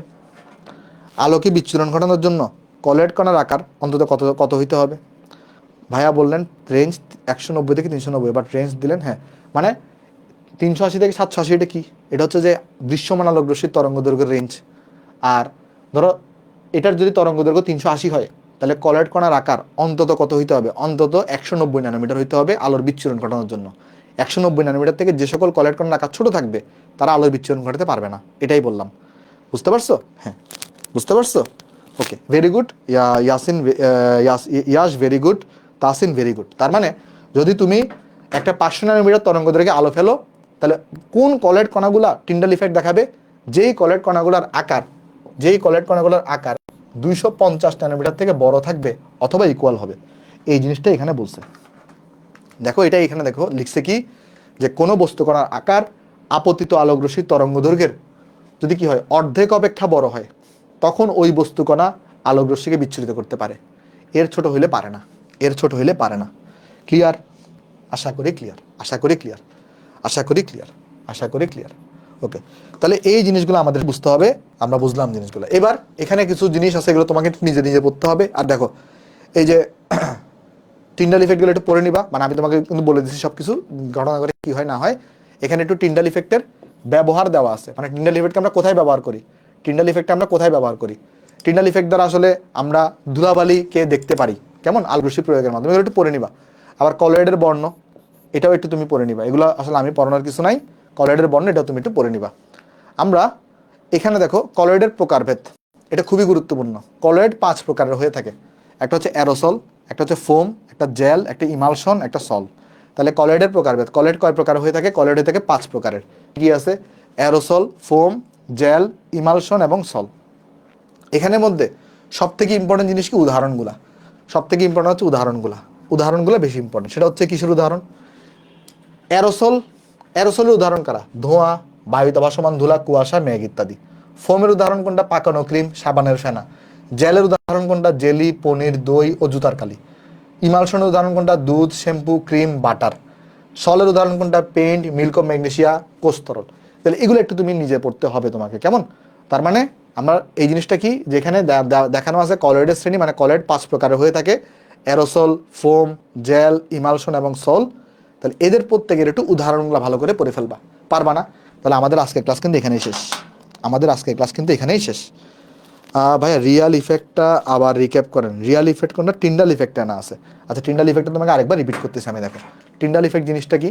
টিন্ডাল ইফেক্ট মানে হচ্ছে, ধরো একটা প্রকৃত দ্রবণ, তার কণাগুলোর আকার তো 2 ন্যানোমিটার থেকে ছোট, তাহলে অনেক ক্ষুদ্র। তাহলে ওইটার উপর যদি তুমি একটা আলোকে ফেলো, তাহলে আলোক কণাগুলো কিন্তু ওই কণার দ্রবণের সাথে ইন্টারফেয়ার করবে না, মানে বা ওইটাকে ইন্টারফেয়ার করতে পারবে না ওই দ্রবণের কণাগুলা। কিন্তু কলয়েড কণাগুলোর আকার অনেক বড়। তাহলে আলোকে যদি এখানে পাস করতে চাও, কলয়েড কণাগুলো কিন্তু মানে বলবে যে না, আমার এরিয়া দিয়ে তোমাকে পাস হতে দিব না, আমি স্ট্রং, আমি আকারে বড়। তখন কি করবে? কলয়েড কণাগুলা ওই আলোর যে কণাগুলো তার সাথে ধাক্কাধাক্কি খাবে। ধাক্কাধাক্কি খাওয়ার ফলে কি হবে? আলোক কণাগুলো এভাবে বিচ্ছুরিত হয়ে যাবে। বুঝতে পারছো? তো এই জিনিসটা এখানে বলতেছে, এটাকেই বলা হয় টিন্ডাল ইফেক্ট। অর্থাৎ টিন্ডাল ইফেক্ট হলে কি হয়? আলোটা কোন দিকে যাচ্ছে, বা এই যে আলোর যে ছড়াই পড়তেছে, আলোর গতিপথ তুমি দেখতে পারবা। এটাকেই বলি আমরা টিন্ডাল ইফেক্ট। আলোর গতিপথ তুমি কি করতে পারবা? দেখতে পারবা। বাট প্রকৃত দ্রবণে সেই ঘটনাটা ঘটে না। বুঝতে পারছো? ঠিক আছে। ইমালশন কি? ইমালশন হচ্ছে কলয়েডের একটা শ্রেণী বিভাগের মধ্যে পড়ে, কেমন? যেখানে বিস্তারিত বস্তু কণাটা তরল অথবা তরল কঠিন হইতে পারে। যেমন দুধ, শ্যাম্পু, ক্রিম, এগুলো হচ্ছে ইমালশনের উদাহরণ। ঠিক আছে? এগুলো হচ্ছে প্রত্যেকটা কলয়েডের প্রকারভেদ। তাহলে কলয়েড কয় প্রকার? 5 প্রকার: অ্যারোসল, ফোম, জেল, ইমালশন এবং সল। এগুলো একটু রিডিং দিবা, এগুলো মেডিকেলের জন্য বেশি বেশি লাগে। সো আজকের লেকচার আমাদের এতটুকুই। আশা করি তোমাদেরকে বুঝাইতে পারছি। হ্যাঁ, এই যে শনিবার শেষ হয়ে যাবে, শনিবার শেষ হয়ে যাবে ক্লাস, মানে চ্যাপ্টারটা শনিবার শেষ হয়ে যাবে। এরপর আমাদের মোটামুটি 2-3 দিনের এটা বন্ধ দিয়ে আমরা পরিবেশ রসায়ন নেক্সট উইকের ওই শনিবার থেকে শুরু করব, পরবর্তী শনিবার থেকে, না হলে বুধবার থেকে শুরু করবো। বাট তোমরা কিন্তু তাড়াতাড়ি ভর্তি হয়ে যাও সাইকেল 3-তে। যারা এখনও ভর্তি হও নাই, তাহলে সাইকেল 3-তে তাড়াতাড়ি ভর্তি হয়ে যাও। দেখা হবে শনিবার লাস্ট ক্লাসে কর্মমুখী রসায়নের। সবাই ভালো থাকবা। যাই তাহলে, আসসালামু আলাইকুম। আর তোমাদের কিন্তু এক্সাম আছে, শুক্রবার কিন্তু এক্সাম আছে, এক্সামটা কিন্তু দিও, কেমন? পরবর্তী শুক্রবারে কিন্তু তোমাদের উইকলি এক্সাম আছে। ওকে, সবাই ভালো থাকবা। যাই তাহলে, দেখা হবে নেক্সট ক্লাসে। যাই তাহলে, আসসালামু আলাইকুম।